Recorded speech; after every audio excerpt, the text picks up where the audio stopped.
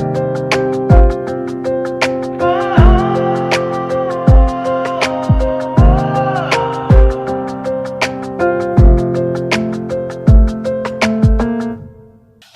வணக்கம், நான் உங்கள் பாட்டுக்காரன். எல்லோரும் எப்படி இருக்கீங்க?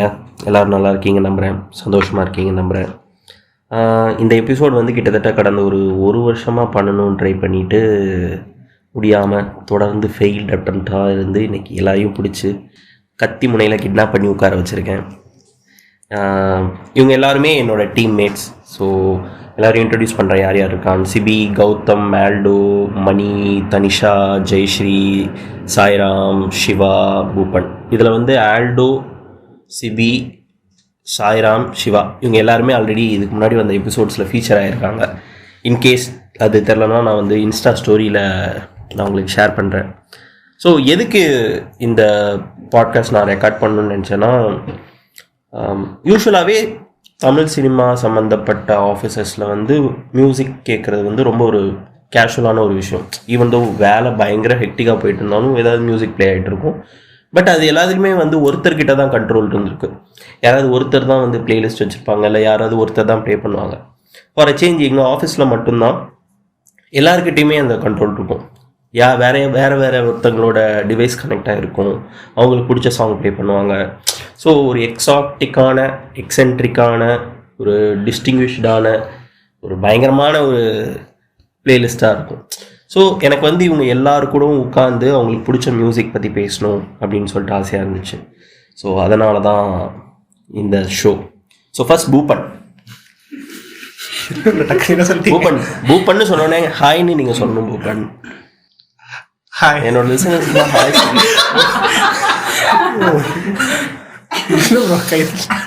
அத்தனை மக்கள் கேட்டுக்கிட்டு இருக்காங்க. என்ன ப்ரோ பேசுறது? ஹாய் பாட்டுக்காரங்க லிசனர்ஸ், அந்த மாதிரி ஏதாவது சொல்லுங்க. பரவாயில்ல, நான் வந்து அப்படியே கண்டினியூ பண்ணும்போது அப்படியே கண்டினியூ பண்ணிக்கிறேன். லிசனர்ஸை மதிக்க மாட்டீங்க. எல்லாரையும் மதிப்போம். அப்போ சொல்லுங்க ஹாய் ஹாய் ஹாய் ஃப்ரெண்ட்ஸ்னாச்சும் சொல்லுங்க. வேண்டாம் ப்ரோ.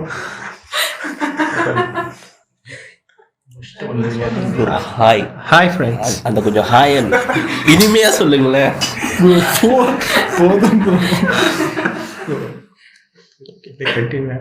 ஆல்ரெடி எக்ஸ்பீரியன்ஸான பர்சன்ஸ் எல்லாம் இருக்காங்க. இல்லை, அவங்கள்ட்ட எல்லாம் வரிசையா போகலாம். இப்படி தானே பல்லு விளக்குவோம், அப்படிதான் போகலாம். ஸோ பூபன் சொல்லுங்க, உங்களுடைய early influences to music and உங்களோட மியூசிக் டேஸ்ட் இன்னைக்கு இருக்கிறது வந்து எதனால இன்னைக்கு இப்படி இருக்கு அப்படின்னு நீங்க நினைக்கிறீங்க? அண்ட் உங்க மியூசிக் டேஸ்ட்டை பத்தி கொஞ்சம் டிஃபைன் பண்ணுங்க. எனக்கு மோஸ்ட்டாக நான் யுவன் சாங்ஸ் மட்டும் தான் ப்ரோ கேட்பேன். வேறு எந்த பாட்டுமே நான் கேட்டதில்லை அவ்வளோவா ரேண்டமாகவே. சின்ன வயசுலேருந்து எனக்கு தெரிஞ்சு நான் யுவன் ஃபேனானது கூட எனக்கு அது ஃபஸ்ட்டுலாம் ஒரு பாட்டு கேட்கும்போது எனக்கு யுவன் பாட்டு தான் மியூசிக்லாம் எனக்கு தெரியவே தெரியாது. ஒரு 10 பாட்டு ரேண்டமாக கேட்பேன். அதில் ஒரு 8 பாட்டு யுவனாக இருக்கும். ஆக்சுவலி நான் வந்து அந்த டைம் நெட்டுலாம் இல்லை என்கிட்ட நான் பார்க்கும்போது. ஸோ ஒரு 10 பாட்டு கேட்டே இருந்தேன். அந்த ஒரு சிமிலராக ஒரு 8 பாட்டு திருப்பி கேட்டே இருந்தேன். இவ்வளோ பதட்டாக கொஞ்சம் எனக்கு ஃபர்ஸ்ட் டைம் பேசுகிறேன்ல ப்ரோ. இது நம்ம ரெக்கார்ட் பண்ணுறோன்னே மறந்துருங்க. நம்ம பேசுகிறோன்னு நீங்கள் நினச்சி பேசுங்க. சரி சொல்லுங்க. அந்த 8 பாட்டு சொன்னீங்கல்ல, நீங்கள் அடிக்கடி கேட்குற பாட்டு. ஸோ அது என்ன மாதிரியான பாட்டாக இருந்துச்சு? என்ன பாட்டெலாம் கேட்டுருந்தீங்க? மோஸ்ட்டாக அது லவ் சாங்ஸ் மட்டும்தான் இருந்ததே. மற்றபடி மெலோடி சாங்ஸ் தான் ப்ரோ. சொல்லப்போனால் லவ் சாங் கூட கிடையாது, இல்லை மெலோடி சாங்ஸ் மட்டும்தான் ப்ரோ. சிவா ப்ரோ, நீங்கள் சொல்லுங்கள் உங்களுடைய மியூசிக் டேஸ்ட். நீங்கள் சில்க்கு பற்றி பயங்கரமாக சிம் பண்ணியிருக்கீங்க. ஸோ ஜென்ரலாக மியூசிக் பற்றி சிலாகிக்கிறதுக்கு கேட்குறேன். ஸோ உங்களோட மியூசிக் இன்ஃப்ளூயன்ஸ், மியூசிக் டேஸ்ட், இல்லை ஏர்லி இன்ஃப்ளூயன்சஸ் ஆஃப் மியூசிக் எங்கேருந்து ஸ்டார்ட் ஆச்சு? அதான் குழந்தையா இருக்கும்போதே இந்த எல்லார் நிறைய பேர் வீட்டில் அந்த பழக்கம் இருக்கும்னு நினைக்கிறேன். தூங்கும் போது பாட்டு போட்டு தூங்க வைக்கிறது. எங்கள் அப்பா வந்து ஒரு பயங்கரமான இளையராஜா ஃபேன் அப்படிங்கிறதுனால அவரே ஒரு மாதிரி இது வேணும் அப்படின்னு சொல்லிட்டு அவரே ஒரு பிளேலிஸ்ட் அந்த இப்போ ஸ்பாட்டிஃபை மாதிரி அப்போ அந்த மாதிரி அவர் போயிட்டு ஒரு ப்ரௌசிங் சென்டர் அண்ணங்கிட்ட இந்த பாட்டெலாம் வேணும், ஜானகி பாடல்கள்லாம் தனியாக, எஸ்பிபிலாம் தனியாக, சபரிமலை டைமில் கேட்கறதுக்கான பாடல்கள் தனியாக, கொஞ்சம் ஆன்மீகமான ராஜா பாடல்கள் அந்த மாதிரிலாம் இருக்கும். இதெல்லாம் தனித்தனியாக எடுத்து வந்து வச்சிருவாரு. எனக்கு வந்து என்னென்னா கரெக்டாக சீக்வன்ஷியலாக மண்டே, டியூஸ்டே, வெனஸ்டே அந்த மாதிரி ஒவ்வொரு இதாக கேட்டு தூங்க வச்சுட்டு இருப்பாரு. அதனால அதுவே ஒரு பெரிய இதாக சின்ன வயசுலேருந்து போயிடுச்சு ப்ரோ. அண்ட் வந்து ஆனால் எனக்கு அது வந்து பெருசாக சின்ன வயசில் வந்து என்னென்னா சப்கான்ஷியஸாக தான் போயிருக்கு. நான் அதை விரும்பி அப்போலேருந்தே கேட்க ஆரம்பிக்கல. அதுக்கப்புறம் கரெக்டாக எனக்கு ஞாபகம் இருக்குன்னா 5th படிக்கும்போது என்னமோ 5th எந்த கிளாஸ்ன்னு தெரியல, சர்வம் அந்த டைமில் தான் ரிலீஸ் ஆகிட்டு இருந்துச்சு. ப்ரோ சர்வம் வரும்போது 5th படிச்சுக்கிட்டு இருந்தீங்களா? கரெக்டாக அந்த இது ஞாபகம் இல்லை. ஆனால் என்னன்னா அந்த டைமில் வந்து ஒரு டச் ஃபோன்லாம் இல்லை ப்ரோ, அந்த டைப் ஃபோன் தான் இருந்துச்சு. அந்த ஃபோனில் வந்து சர்வம் பாட்டு அப்பப்போ கேட்கணும். ஏன்னா எப்பயாச்சும் தான் போடுவாங்க, எப்பயுமேலாம் கேட்க முடியாது. அதனால் என்ன பண்ணிட்டேன் அப்படின்னா ரேடியோவில் போடும்போது ரெக்கார்ட் பண்ணி வச்சுப்பேன். அப்பப்போ அது வந்து எங்கள் கசின்ஸ்லாம் போயிட்டு பார்த்தியா என் ஃபோனில் சர்வம் பாட்டெலாம் இருக்குது அப்படின்னு ப்ளே பண்ணி காமிப்பேன். அப்போலேருந்தே யுவன் வந்து ஒரு மாதிரி ரொம்ப பிடிச்சிருந்துச்சு ப்ரோ. அதுக்கப்புறம் எங்கள் அண்ணன்லாம் சொல்லுவாங்க அப்படின்னு கொஞ்சம் சீன் போடுறதுக்காக நிறையா இங்கிலீஷ் பாட்டெலாம் கேட்டாலுமே ஒரு கட்டத்துக்கு மேலே அதில் பெருசாக ஆர்வம் வரல. ஏன்னா லிரிக்ஸ் புரியல, அதில் ஒரு பெரிய அட்டாச்மெண்ட் இல்லாதனால அங்கங்கன்னு போயிட்டு திருப்பியும் சின்ன வயசில் கேட்டது இப்போ தான் ஹிட் ஆகிருக்குன்னு நினைக்கிறேன். ஏன்னா இப்போ வந்து இளையராஜா, சங்கர் கணேஷ் அதை தாண்டி என்னால் போகவே முடியல. எப்படி பார்த்தாலும் அதுதான் ஒரு மாதிரி ஒரு கம்ஃபர்டான ஒரு ஜோனாக இருக்குது. ஓகே, ஆனால் இப்போது நீங்கள் முன்னாடி இளையராஜா, சங்கர் கணேஷ் கேட்டு வளர்ந்துருக்கீங்க, இப்போ நிறைய மியூசிக் வந்துருச்சு. பட் இப்போ ஒரு பயங்கரமான ஆர்ட் பீஸ் ஆஃப் இளையராஜாவையோ சங்கர் கணேஷோ சந்திரபோஸையோ கேட்கும்போது உங்களுக்கு என்ன ஃபீல் ஆகும்? இத்தனை நாள் நீங்கள் எங்கேயாவது கேட்டிருப்பீங்க, ஒரு தடவை 2 தடவை டவுன் பஸ்லையோ ஏதோ ஒரு இடத்துல கேட்டிருப்பீங்க. பட் இப்போ அதை திரும்ப ரீஇன்வென்ட் பண்ணும்போது அது உங்களுக்கு என்ன மாதிரியான ஒரு ஃபீல் கொடுக்குது? ஃபஸ்ட்டு என்னென்னா நான் ஏன் தள்ளி பிறந்தேன் அப்படின்னு தோணும் ப்ரோ. அப்போ பிறந்திருக்கலாம், ஏன்னா அது கண்டெம்பரரியாக நான் இருந்திருக்கலாம். அந்த டைமில் இருந்த இதெல்லாம் கேட்டிருப்பேன். ஏன்னா இப்போ இளையராஜா கூட விட்டுருங்க ப்ரோ, அவரோட பாட்டெலாம் கூட செம குவாலிட்டியாக ரீப்ரொடியூஸ் பண்ணிட்டாங்க. ஆனால் சங்கர் கணேஷோட சில இதெல்லாம் கேட்கும்போது இதெல்லாம் ஜெம்மு, ஆனால் என்னால் அது ஃபுல்லாக கேட்க முடியலையே அப்படிங்கிற மாதிரி இருக்கும். உன்னை அழைத்த இதெல்லாம் பார்த்தீங்கன்னா பாப்பி லஹாரி தான் இது பண்ணுவாருன்னு நினைக்கிறேன். அவ்வளோ கெத்தாக இருக்கும் ப்ரோ அதோட இதுவே. அந்த காலத்தில் அவ்வளோ கெத்தாக ஈடியம்லாம் போட்டிருக்காங்க. ஆனால் என்னால் இப்போ அதை அனுபவிக்க முடியலையே அப்படிங்கிற மாதிரி இருக்கும். ஓகே ஓகே சாய்ராம், நெக்ஸ்ட் நீ தான். ஸோ நீ ஒரு பயங்கரமான இங்கிலீஷ் யோயோ கிட்டுன்னு தெரியும், பட் மேஜராக கொஞ்சம் தமிழ் வச்சுக்கோயே. சொல்லு உன்னுடைய early influences to music. Early இன்ஃப்ளூயன்சஸ்ன்னு அப்படின்னு ஞாபகம் இல்லை. பட் இவங்கெல்லாம் சொன்னதை வச்சு எனக்கும் வந்து பெருசாக ரொம்ப கனெக்ட் பண்ண முடிஞ்சதுன்னா யுவன் தான். அதுவும் வந்து எப்படின்னா எனக்கு எங்கள் அக்கா வந்து பெரிய யுவன் ஃபேன் தான். ஸோ ஒரு நிமிஷம், சர்வம் வரும்போது நீ என்ன படிச்சுக்கிட்டு இருந்த? சர்வம் வரும்போது நானும் 4th 5th தான் நினைக்கிறேன். பட் நான் மட்டும் தான் ரொம்ப வயசானவனா இங்கே. நீங்கள் என்ன வந்து? ஸோ அதுதான் எனக்கும் வந்து நான் வந்து யுவன் வெளியே பேசும்போது எல்லாரும் வந்து டக்குன்னு மற்ற மியூசிக் டைரக்டர்ஸ் பேரை சொல்லி இது பண்ணி சொல்லுவாங்க. இப்போ நானே எங்கள் அம்மாட்ட சும்மா விளையாடும் போதே அவங்களும் வந்து இளையராஜா மாதிரி வராது அப்படி சொல்லுவாங்க. அப்ப நான் என்னன்னா வந்து யுவனுக்கு வந்து கல்ச்சரலா ரொம்ப பெரிய சிக்னிஃபிகன்ஸ் இருக்கு. நம்ம ஏஜ் குரூப்ல வந்து அது ரொம்ப டீப்பாவே இருக்கு. ஸோ அது வந்து எவ்வளவு எக்ஸ்பிளைன் பண்ணி எக்ஸ்பிரஸ் பண்ண முடிஞ்சாலும் ஃபுல்லா கன்வே ஆகாது. அது ரொம்ப கேட்டு ரொம்ப யுவன் பிடிச்சவங்களுக்கு மட்டும்தான் அது வந்து நல்லா தெரியும் அப்படின்ற மாதிரி எனக்கு மேஜரா யுவன் தான். ஓகே, அந்த மாதிரி. ஜெயஸ்ரீ. ஆக்சுவலி நான் வந்து இங்க தமிழ்நாட்டில் வளரல, புரியில் தான் வளர்ந்தேன். அதனால ஜென்ரலாகவே தமிழ் சாங்ஸ் இன்ஃப்ளூயன்ஸ் அவ்வளோவா சின்ன வயசுலேருந்து இல்லை. அது எனக்கு இப்போ கூட ஒரு ரிக்ரெட் மாதிரி இருக்கும். இப்போது வளர்ந்ததுக்கப்புறம் அந்த ஒரு ரிக்ரெட் இருக்கும். சின்ன வயசில் வளரும் போது ஆல்சோ டிவிலாம் இல்லை வீட்டில். ஒரு 10th 8th படிக்கிற வரைக்குமே இல்லை. ஸோ கேட்டது எல்லாமே வந்து இந்த கேசட்டில் மட்டும் பாட்டு போட்டு ரேடியோவில் போட்டு கேட்போம். அந்த மாதிரி பாட்டு தான் வந்து கேட்டது நிறையா. இப்போ கூட ஆஃபீஸில் சில பாட்டெல்லாம் போடும்போது இந்த பாட்டு வந்து ஏன் எனக்கு சின்ன வயசு ஞாபகம் வருது அப்படிங்கிற மாதிரி தான் இருக்கும். ஆனால் அதுக்கப்புறம் அந்த பாட்டெல்லாம் ஃபாலோ த்ரூ பண்ணலை.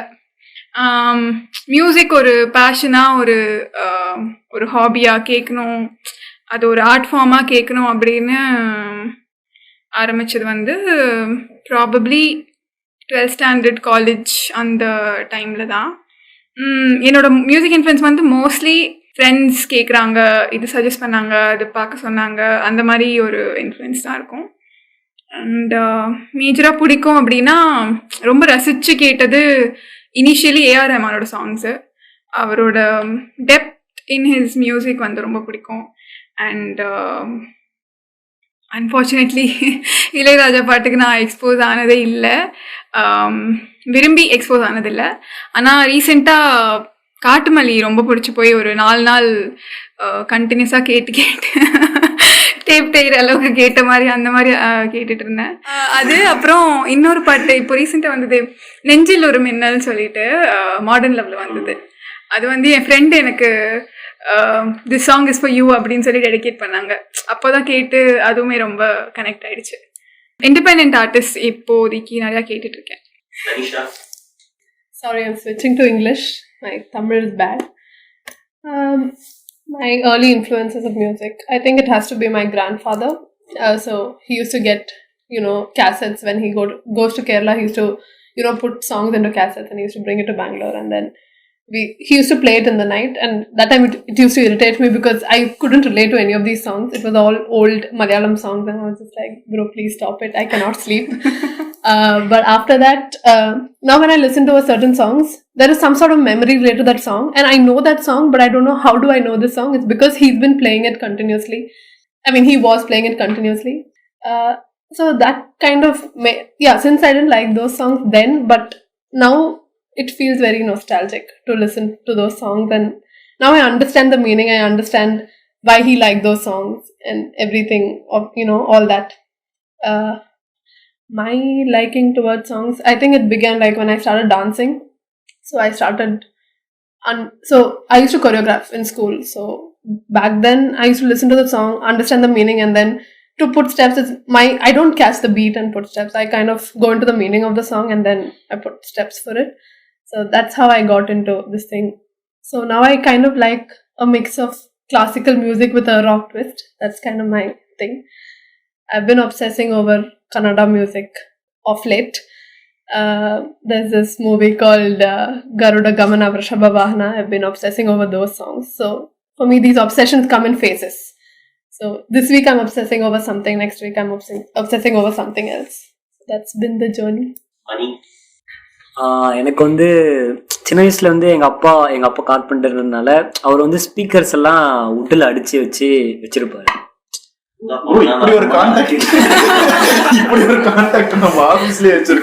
உட்டில் அடிச்சு வச்சிருந்தாரு ப்ரோ. அப்போ வந்து அவர் ஒரு பிபிஎல் டேப் ரெக்கார்ட் போடுற மாதிரி ஒன்று வச்சிருந்தாரு. எனக்கு சின்ன வயசுல எங்க வீட்டு கதவு பின்னால வந்து ஒரு ஷெல்ஃப் இருக்கும். ஷெல்ஃபுக்கு ஃபுல்லா ரோவா கேசட்ஸா அடுக்கி வச்சிருப்பாரு. எனக்கு அப்போ வந்து அது என்னன்னே எனக்கு தெரியாது. இவர் காலைல ஆனா பாட்டு போடுவாரு, ஏன் இவர் இப்படி பண்றாரு அப்படின்ற மாதிரி எனக்கு ஒரு இதுதான் இருந்துச்சு. காலப்போக்கில் அவரு மியூசிக் கேட்கறத விட்டுட்டாரு. ஆனா நான் வந்து இந்த டீனேஜ் வயசு வரும்போது எங்க அப்பா பாக்கெட்ல இருந்து ஒரு 500 ரூபா சுட்டுட்டேன். அப்போ வந்து நான் அந்த சுட்ட காசை என்ன பண்ணேன்னா, நான் அந்த காசை யூஸ் பண்ணி வாக்மேன் வாங்கணும் ப்ரோ. அது எனக்கு நான் ஏன் பண்ணனே எனக்கு தெரியல. ஆனா நான் அதை வாங்கிட்டு போட்டு கேட்கும் போது எனக்கு அதுல ஓடும் பாட்டு வந்து என்னன்னா, திருப்பாச்சிப்பட்டில இருந்து கட்டு கட்டி கீரை கட்டு, அந்த பாட்டு எனக்கு இப்போ கேட்டாலுமே எனக்கு அந்த இது தோணிட்டே இருக்கும். கில்டாம இருக்கேன். சமாடியும் வாங்கினேன் எங்க அப்பா கிட்ட.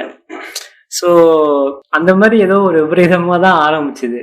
இப்ப இந்த ஏஜ்ல எப்படி இருக்குன்னா, மியூசிக் வந்து ஒரு இம்பேக்டாகவும் அந்த மூடுக்கு வந்து ரியாக்ட் பண்ற மாதிரி இருக்கு மியூசிக். ஸோ இப்போ நான் ஏதாவது சேடா இருந்து வேற ஏதாவது மியூசிக் நான் கேட்டாலோ இல்லை நானே பிளே பண்ணி கேட்டாலுமே அது எனக்கு ரிலேட் ஆகி ஏதோ ஒரு பண்ற மாதிரி ஃபீல் ஆகுது.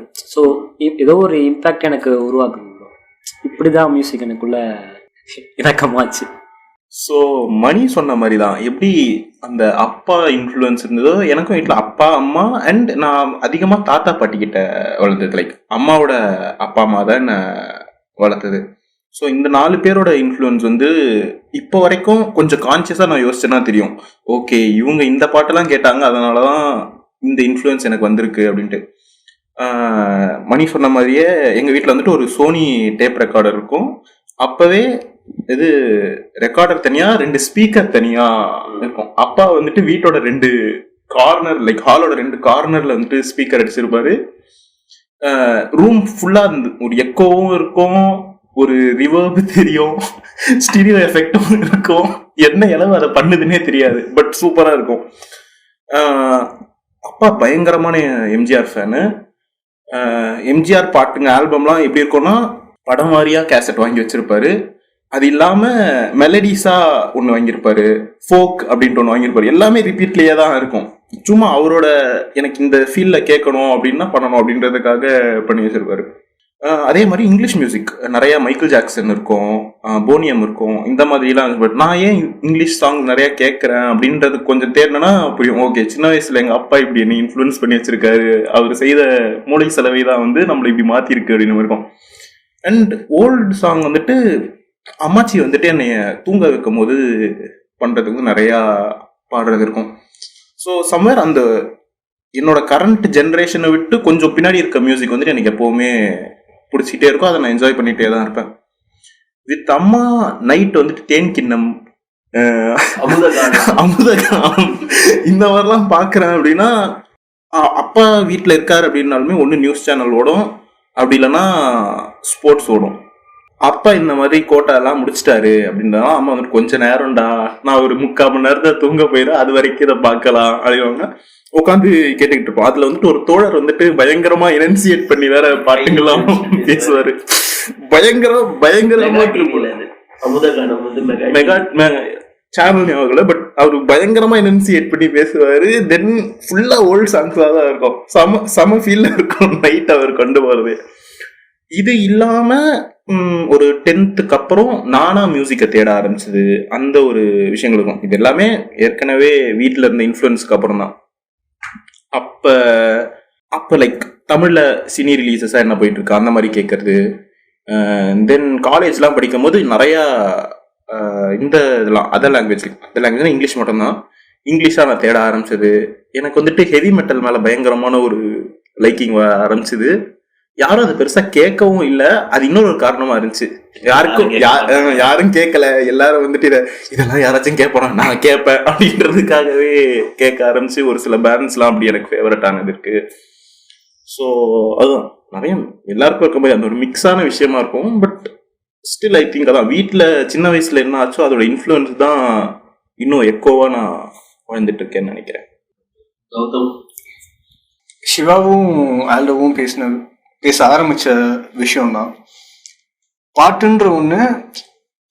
அது பாட்டுன்னா நம்மளுக்கு அறிமுகமாகறதுக்கு முன்னாடி நம்ம லைஃப்குள்ள இங்க அட்லீஸ்ட் தமிழ் சொசைட்டில நம்ம எல்லாத்தோட லைஃப்குள்ளயுமே பெரும்பாலும் வந்துடும்.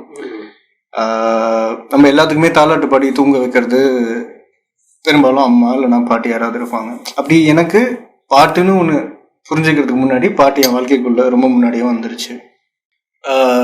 அம்மா பாடின தாலாட்டு ஒரு முக்கியமான 3 பாட்டு இன்னைக்கும் என்னோட ஃபேவரெட். இவ்வளோ வருஷம் கடந்தும் ஃபேவரெட். அதில் ஒரு எனக்கு ரொம்ப க்ளோஸ் டு த ஹார்ட்டாக இருக்கிற பாட்டு கண்ணே கலைமணி பாட்டு.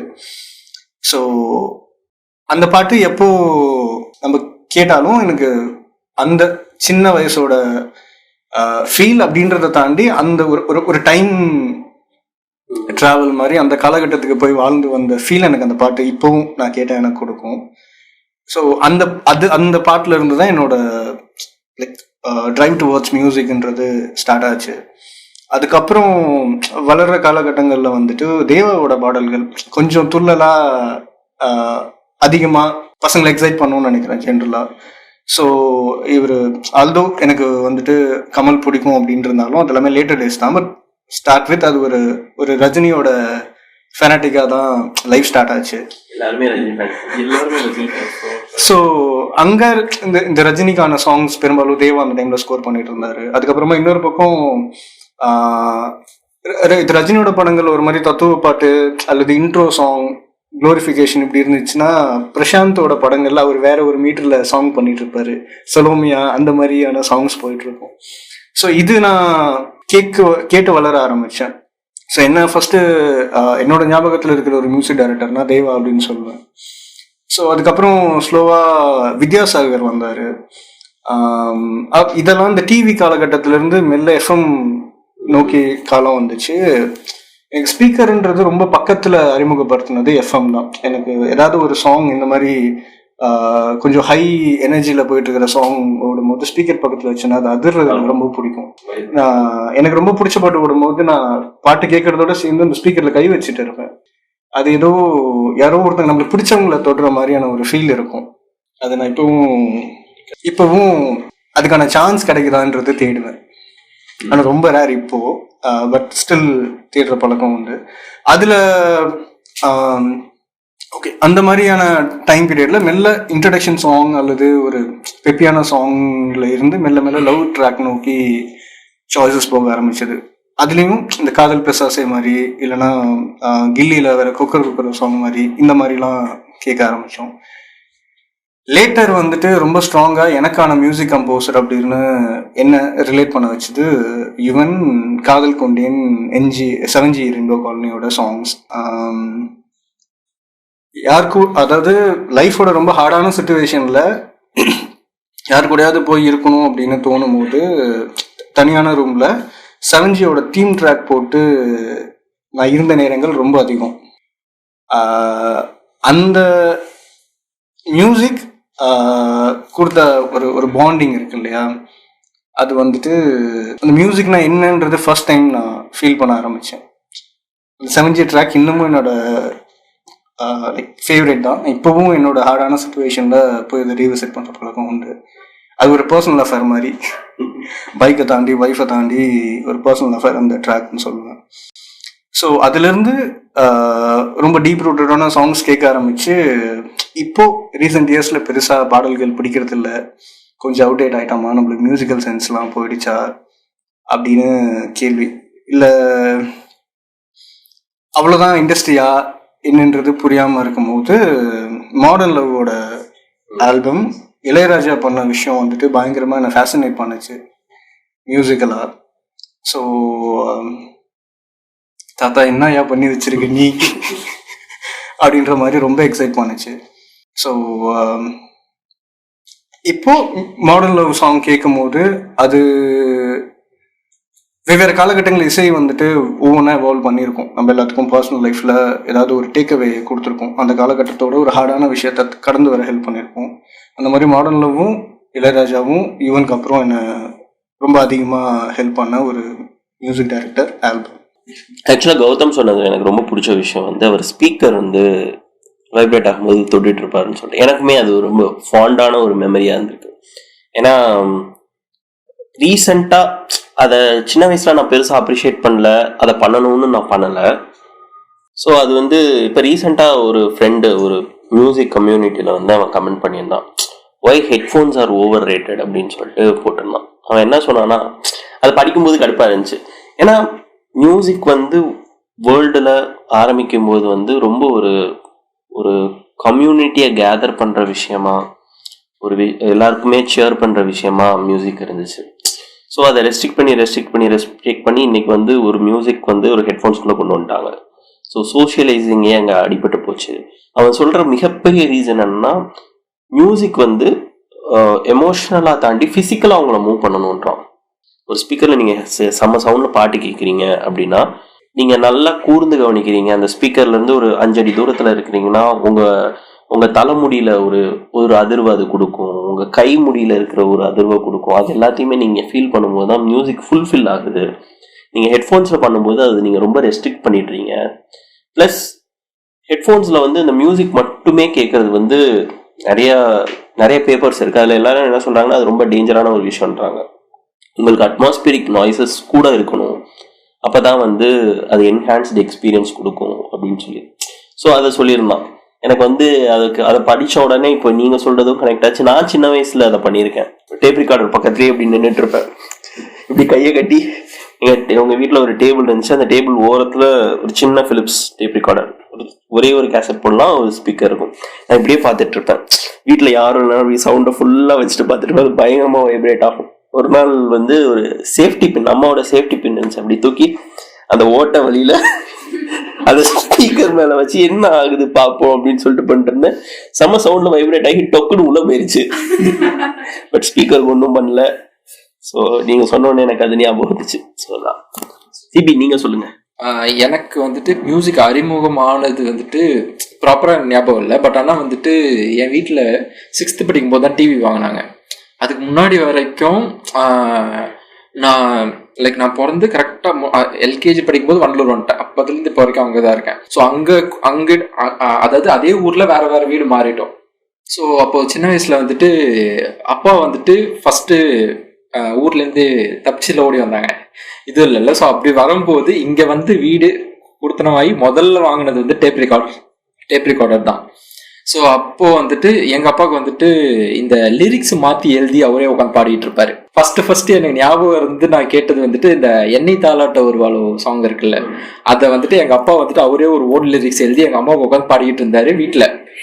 நான் வந்துட்டு எனக்கு அவர்கிட்ட அந்த எழுதுற மேட்டர்லாம் அவர் உட்காந்து ஏதாவது இது பாரு இப்படி எழுதணும் அப்படி எழுதணும், தமிழ்ல என்ன எழுதுற நீ, லிட்டரலா எனக்கு தமிழ் எழுத வரும்னா அவர் மட்டும்தான் அடிச்சு எழுத வைப்பாரு என்ன. ஸோ அப்போ வந்துட்டு இந்த லிரிக்ஸ் மாத்தி பாடும்போது அது சப்கான்ஷியஸாவே அவரு கேட்டது வந்துட்டு வெறும் இளையராஜா பாடல்களா மட்டும்தான் இருக்கும். அந்த அந்த அண்ட் எங்க அப்பா வந்து விஜயகாந்த் ஃபேன். ஸோ லிட்டரலா வந்துட்டு விஜயகாந்த் படம் எங்க வீட்டுல விஜயகாந்த் படம் மட்டும் தான் ரிப்பீட்டடா ஓடும். அதுவும் வைதேகி காத்திருந்தாலாம் கணக்கில் இல்லாம ஓடிக்கிட்டு இருக்குமா. எனக்கு திரும்ப திரும்ப ராசாத்தி ஒண்ணு அது அப்படியே ஒரு மாதிரி ட்ராமா இல்லைண்ணா. அது எனக்கு ரொம்ப பிடிக்க ஆரம்பிச்சிச்சு. அது எப்படி இருக்கும்னா அது எப்படி சொல்றேன்னு தெரியல. இவென்ச்சுவலா நான் 10th 12th படிக்கும் போது நான் அது படிக்கிறது ரொம்ப போரா இருந்துச்சுன்னா நான் அந்த வார்த்தையே வந்து நான் பாட்டாதான் வந்துட்டு உட்காந்து எனக்கு மைண்டுக்குள்ளே okay okay this is okay இது அந்த மாதிரி வந்துட்டு நான் எனக்கு அப்படியே பாட்டா ராகமா சொல்லிட்டே இருப்பேன். அண்ட் இன்னொன்று வந்துட்டு நான் வந்துட்டு ஹெட்ஃபோன்ஸ் வந்துட்டு நிறைய யூஸ் பண்ணுவேன். ஹெட்ஃபோன் வந்துட்ட பிறகுதான் நான் ஸ்பீக்கருக்கு அறிமுகமான பசங்க. அப்பா அதெல்லாம் வாங்க மாட்டேன், வச்சிருந்தது ஒரு டேப் ரெக்கார்டர், அதுவும் போயிடுச்சு. அதுக்கப்புறம் வந்துட்டு ஒரு சின்ன MP3 பிளேயர் வாங்கி வச்சிருந்தாரு. அதுல வந்துட்டா நான் நிறைய பாட்டு கேட்க ஆரம்பிச்சேன். ஸோ பாட்டு கேட்டுட்டே இருப்பேன் நிறையா. அது நிறைய மெலடிஸ் தான் எனக்கு பர்சனலா மெலடிஸ் தான் வந்துட்டு அது என்னை ஃபீல் பண்ண வச்சுது. அப்போ வந்துட்டு 12th 10th படிக்கிற டைம்ஸ்லாம் ஸ்கூல்ல வந்துட்டு ஒரு ஒன் சைடட் லவ் வேற போயிட்டு இருந்துச்சு. ஸோ அந்த டைம்ஸ்ல கேட்டேன். ஆமா, ஒரு 2-3 போயிட்டு இருந்துச்சு. ஸோ அந்த டைம்ஸ் நான் நிறைய வந்துட்டு இந்த அப்பதான் வந்துட்டு நாமுத்குமாரோட இந்த இதுக்கு வந்துட்டு இந்த கல்லூரியில வந்துட்டு அந்த பாட்டுக்கு வந்துட்டு நான் அறிமுகமா எனக்கு ரொம்ப பிடிச்ச பாட்டு இப்போ வரைக்கும்.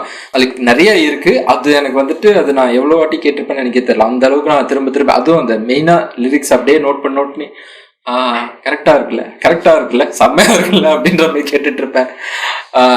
இப்படி வந்துட்டு நான் இவால்வ் ஆனதுதான் மியூசிக். அண்ட் எனக்கு நான் நிறைய டைம் ரொம்ப ஏதோ ஒன்று யோசிக்கணும், இல்லை ஏதோ ஒன்று பண்ணணும் அப்படின்ற போதெல்லாம் ஏதோ ஒரு தீம் மியூசிக் போட்டு நான் கேட்டுட்டே தான் நான் அந்த வேலையை பண்ணிகிட்டே இருப்பேன். காதில் இயர்ஃபோன் நான் இல்லை, என் வீட்டில் லிட்டரலாக இப்போ வரைக்கும் வந்துட்டு பெரிய கம்ப்ளைண்ட்டாக என்ன வைப்பாங்கன்னா, நீ இயர்ஃபோன் எட்ரா காதுலேருந்து அப்படின்வாங்க. எனக்கு ஏதாவது ஒன்று போயிட்டே இருக்கணும், ஒரு பிஜிஎம் ஏதோ ஒன்று போயிட்டே இருக்கணும் அப்படின்ற மாதிரி ஒரு இதில் நான் வாழ்ந்துட்டு இருப்பேன். எனக்கு ரொம்ப பிடிச்சது அப்படின்னா வந்துட்டு எப்பவுமே வந்துட்டு அஃப்கோர்ஸ் இளையராஜா பாட்டு தானா. அதை விட்டு தாண்டவும் முடியல. அது அப்படியே தான் அது கேட்கும் போது தான் வந்துட்டு ஐ ஃபீல் வெரி அலைவ் அந்த மாதிரி. ஆக்சுவலி சிவி வந்து அவங்க அப்பா அம்மா பற்றி சொன்னோன்னே எனக்கு ஒரு விஷயம் ஞாபகம் வந்தது. பியாண்ட், அதாவது மியூசிக்ங்கிறது ஒரு ஆர்ட் ஃபார்மாக நானே வந்து தேடலாம் ஆரம்பிக்கிறதுக்கு முன்னாடி வந்து music was still part of us. எப்படின்னா, நாங்கள் பூனேல நான், அக்கா, அம்மா, அப்பா 4 பேர் தான் ஒரே பெட்டில் தான் படுத்திருப்போம். சின்ன வயசுலேருந்து ஆல்மோஸ்ட் 12th ஸ்டாண்டர்ட் காலேஜ் படிக்கிற வரைக்கும் கூட அப்படி தான் இருந்தது. ஸோ எங்களோட நைட் டைம் ருட்டீனே என்னவா இருக்கும்னா, ஒன்றா சேர்ந்து பாடிட்டு தான் படுக்க போவோம். பாடிட்டு அப்படியே தூங்கிடுவோம். யார் எப்போ தூங்குறாங்கன்னே தெரியாது. அப்போது சிவி சொன்ன மாதிரி அவங்க லிரிக்ஸ் மாற்றுற விஷயம் தான் எனக்கு தோணுச்சு. இந்த பழைய பிளாக் அண்ட் ஒயிட் பாட்டு ஒன்று இருக்கும், நான் அனுப்புவது கடிதம் அல்ல உள்ளம், அந்த பாட்டு. அது ஃபுல்லாக எங்கள் அப்பா அப்படியே பாடிடுவார். ஆனால் அந்த எண்டில் மட்டும் எங்கள் அப்பா பேர் ரங்கன் அண்ட் அம்மா வந்து செல்லம்னு கூப்பிடுவார். ஸோ ரங்குவுக்கு செல்லு எழுதும் கடிதம்னு மட்டும் அந்த கடைசி லைனை மட்டும் மாற்றி பாடுவார். எனக்கு இப்போ வரைக்கும் அந்த ஆக்சுவல் லிரிக்ஸ் என்னன்னு தெரியாது. நான் பாட்டு கேட்கும் போது அந்த மாதிரி தான் கேட்டு அந்த ஃபீலிங் ஞாபகம் வரும். ஸோ அது எனக்கு தோணுச்சுன்னு சொல்லான்னு சொன்னேன். ஆக்சுவலாக மியூசிக் வந்து ஒரு மேஜிக்கலான ஒரு சப்ஸ்டன்ஸ் தான் நான் சொன்னேன். அது எலமெண்ட் தாண்டி சப்ஸ்டன்ஸ். நீ இப்போ சொன்ன மாதிரி நம்ம எல்லாருமே லைஃப்பில் ஏதாவது ஒரு சாங் வந்து ட்வீட் பண்ணியோ இல்லை ஏதாவது ஒரு விஷயம் நமக்கு பிடிச்சவங்களுக்காக மாற்றியோ இது பண்ண ட்ரை பண்ணியிருக்கோம். நான் ஒன்று பண்ணேன். செல்லமே படத்தில் காதலிக்கும் ஆசை இல்லை கண்கள் உன்னை காணும் முறைன்னு சொல்லிட்டு ஒரு சாங் இருக்கு. அந்த சாங் வந்து நான் லவ் பண்ணிட்டு இருந்த டைம்ல என் ஒய்ஃப்க்கு வந்து மிக்ஸ் டேப்ஸ் கொடுத்துருவேன். எவ்ரி மந்த் 1ஆம் தேதி ஒரு மிக்ஸ் டேப் 14-15 சாங்ஸ் இருக்கும் சிடி. அது கொடுத்துட்டே இருந்தேன். ஒரு மாதம் வந்து அது ஓகே சொல்கிறதுக்கு ஒரு மாதம் முன்னாடி என்ன பண்ணேன், ஃபஸ்ட்டு சாங் வந்து இந்த சாங் வச்சுருந்தேன், காதலிக்கும் ஆசை இல்லை கண்கள் உன்னை காணும். ஸோ அந்த பாட்டு வந்து முடியும் போது ஃபீமேல் வாய்ஸ் வந்து பாட்டு முடிகிற டைம்ல தான் ஒரு டைம் தான் வரும். ஸோ காதலிக்கும் ஆசை இல்லை கடவுள் வந்து சொன்னாலும் அப்படின்னு சொல்லிட்டு நான் என்ன பண்ணிட்டேன், அந்த போர்ஷன் அப்படியே தூக்கி எடிட் பண்ணி அந்த சாங்கை அந்த வெர்ஷனை கேட்டா ஓ இந்த சாங் இப்படிதான் இருக்குன்னு ஒரு மணி நாள் நினைச்சிட்டு இருந்தான். நான் கல்யாணத்துக்கு அப்புறம் தான் சொன்னேன், இல்ல இந்த சாங் யூடியூப்ல வீடியோ பாரு ஃபைனலா வந்து ஃபீமேல் வாய்ஸ் வரும், அதை தூக்கிட்டேன், நீ அதுல கூட எனக்கு நோ சொல்லிடக்கூடாது அப்படின்னு சொல்லி மேனேஜ் பண்ணி வச்சிருந்தேன். ஸோ நமக்கு மியூசிக் வந்து எல்லா ஃபார்ம்லையுமே இருக்கு. பட் எனக்கு ஜென்ரலா இப்போ சின்ஸ் நம்ம இருக்கிறவங்க எல்லாருமே 90ஸ்க்கு அடுத்து பிறந்த ஜென்ரேஷனுங்கிறனால ஒரு விஷயம் வந்து நம்ம 90ஸ்ல நம்ம அப்பா அம்மா வந்து இளையராஜா பாட்டு கேட்டுருக்கும் போது வந்து நம்ம அதை பெருசாக அப்ரிஷியேட் பண்ணியிருப்போமான்னு கேட்டால் ஜென்யூனா கிடையாது. நமக்கு வந்து அது ஒரு அவர்ஷனாகவும் இல்லை ஒரு இதில் என்ன இருக்கு அந்த ஒரு மென்டாலிட்டியில தான் நம்ம கேட்டிருப்போம். எந்த சாங் கேட்டு ஃபர்ஸ்ட் டைம் இளையராஜா பா இந்த ஆளை வந்து இவங்க இவ்வளோ செலிப்ரேட் பண்ணுறது வந்து வேலிட் தான் அப்படின்னு சொல்லிட்டு நீங்கள் எந்த பாட்டை நினைக்கிறீங்க ஒவ்வொருத்தரா சொல்லுங்க. எனக்கு வந்து எங்கள் அம்மா பயங்கரமான மோகன் ஃபேன், இளையராஜா ஃபேன். ஸோ எங்கள் வீட்டில் வந்து ஒரு MP3 இருந்துச்சு, அது வந்து மோகனோட என்டையர் டிஸ்கோகிராஃபி இளையராஜா மியூசிக்கில் இருந்துச்சு. அது கேட்டுகிட்டே இருப்பாங்க. என்ன பிரச்சனைனா அந்த சிடியை வந்து ஓவர் ரைட் பண்ணியிருப்பாங்க. ஒரு 700 MB சிடியில் வந்து அப்போ பயங்கர ஹேக்லாம் பண்ணுவானுங்கல்ல, ஏதோ ஓவர் ரைட் பண்ணியிருப்பாங்க, அது லோடே ஆகி தொலையாது. ஸோ ஒரு தடவை எஜெக்ட் பண்ணி பக்கத்துலேயே நின்று போடுவாங்க. ஒரு 5வது தடவை 6வது தடவை தான் அது ரீட் ஆக ஆரம்பிக்கும். ஸோ அப்படி இருக்கும்போது கேட்டுட்டு இருப்பாங்க. எனக்கு ரொம்ப நாள் இளையராஜா மியூசிக் வந்து ஒட்டவே இல்லை. பட் இந்த தென்றல் வந்து தீண்டும் போது வந்து ஒரு நாள் ஆக்சிடென்டலா எங்க அம்மா டிவியில பார்த்துட்டு இருக்கும்போது போய் கேட்டு அப்படியே அந்த ஃபுல் சாங் பார்த்துட்டு இருந்தேன். அந்த சாங்குக்கு அந்த விஷுவல் ஜஸ்டிஃபை பண்ணியிருக்கான்னு கேட்டீங்கன்னா நிச்சயமா கிடையாது. பட் அந்த சாங் உங்களை தனியா ஒரு என்னன்னு சொல்றது ஒரு உலகத்துக்கு ஒன்று கூட்டு போகுது இல்லை, அது வந்து பயங்கரமான விஷயம். இது வந்து எப்ப நடக்குதுன்னா எக்ஸாக்டா நீதானே என் பொண்ணு சொந்தம் அனௌன்ஸ் பண்ணும்போது இது நடக்குது.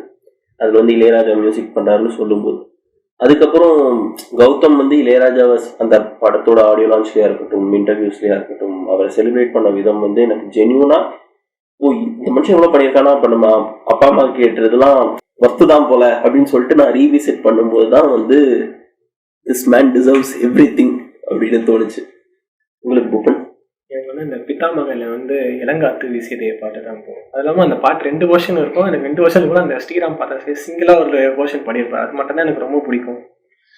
எனக்கு தெரிஞ்சு அந்த பாட்டு நான் ஃபர்ஸ்ட் டைம் கேட்கும்போது எங்கள் அண்ணன் தான் இன்ட்ரடியூஸ் பண்ண. அந்த பாட்டு வந்து சும்மா ஏதோ டிவியில் ஏதோ ரேண்டமாக அந்த டைமில் யூடியூப் சீரீஸில் நிறைய வீடியோஸ் அங்கே வரும் சொல்லி எங்கள் அண்ணன் ஊருக்கு போகும்போது கேட்டுனே இருந்தேன். ஒரு நாளைக்கு ஒரு 20 வாட்டி 15 வாட்டிலாம் இந்த பாட்டை நான் கேட்டிருக்கேன். அதுவும் எனக்கு அந்த முக்கியமான லைனே வந்து நடுவில் ஒரு ஸ்டான்ஸால வந்து தனிமையே போச்சு அப்படின்னு ஒரு லைன் வந்து திருப்பி கேட்டுக்கிட்டே இருந்தேன். அப்பதான் எனக்கு இளையராஜாவோட மகிமை தெரிஞ்சது. அதுக்கு முன்னாடிலாம் ரொம்ப சோகமான பாடல்கள் தான் நான் கேட்டிருக்கேன். ஈவன் அந்த இளையராஜாவோடது சின்ன தம்பில இருந்து ஒரு பாட்டு வருமே ப்ரோ, அந்த பாட்டு சோக பாட்டு இல்ல ப்ரோ, ஆனா தாலாட்டு தான் ப்ரோ. ஆனா ஒரு மாதிரி சோகமா தானே ப்ரோ போய்கிட்டு இருக்கோம். அதெல்லாம் கேட்குறீங்க, இங்க நான் சோக பாட்டு போட்டா கேட்க நான் கேட்க மாட்டேன். அந்த பாட்டு அந்த வைதகி காத்திர அந்த பாட்டு இதெல்லாம் அவ்வளவா சோக பாட்டு தான் கேட்டிருந்தேன். திடீர்னு பார்த்தா ஒரு சேஞ்ச் ஓவர், அந்த தனிமையே போயிடுச்சு. சந்தோஷமா இருக்கிறனாலும் உங்களுக்கு சோக பாட்டு பிடிக்கல அப்படி சொல்ல வரீங்க? இல்ல ப்ரோ, அந்த சந்தோஷம் போகக்கூடாதுன்னு சொல்லி. உங்களுக்கு ப்ரோ?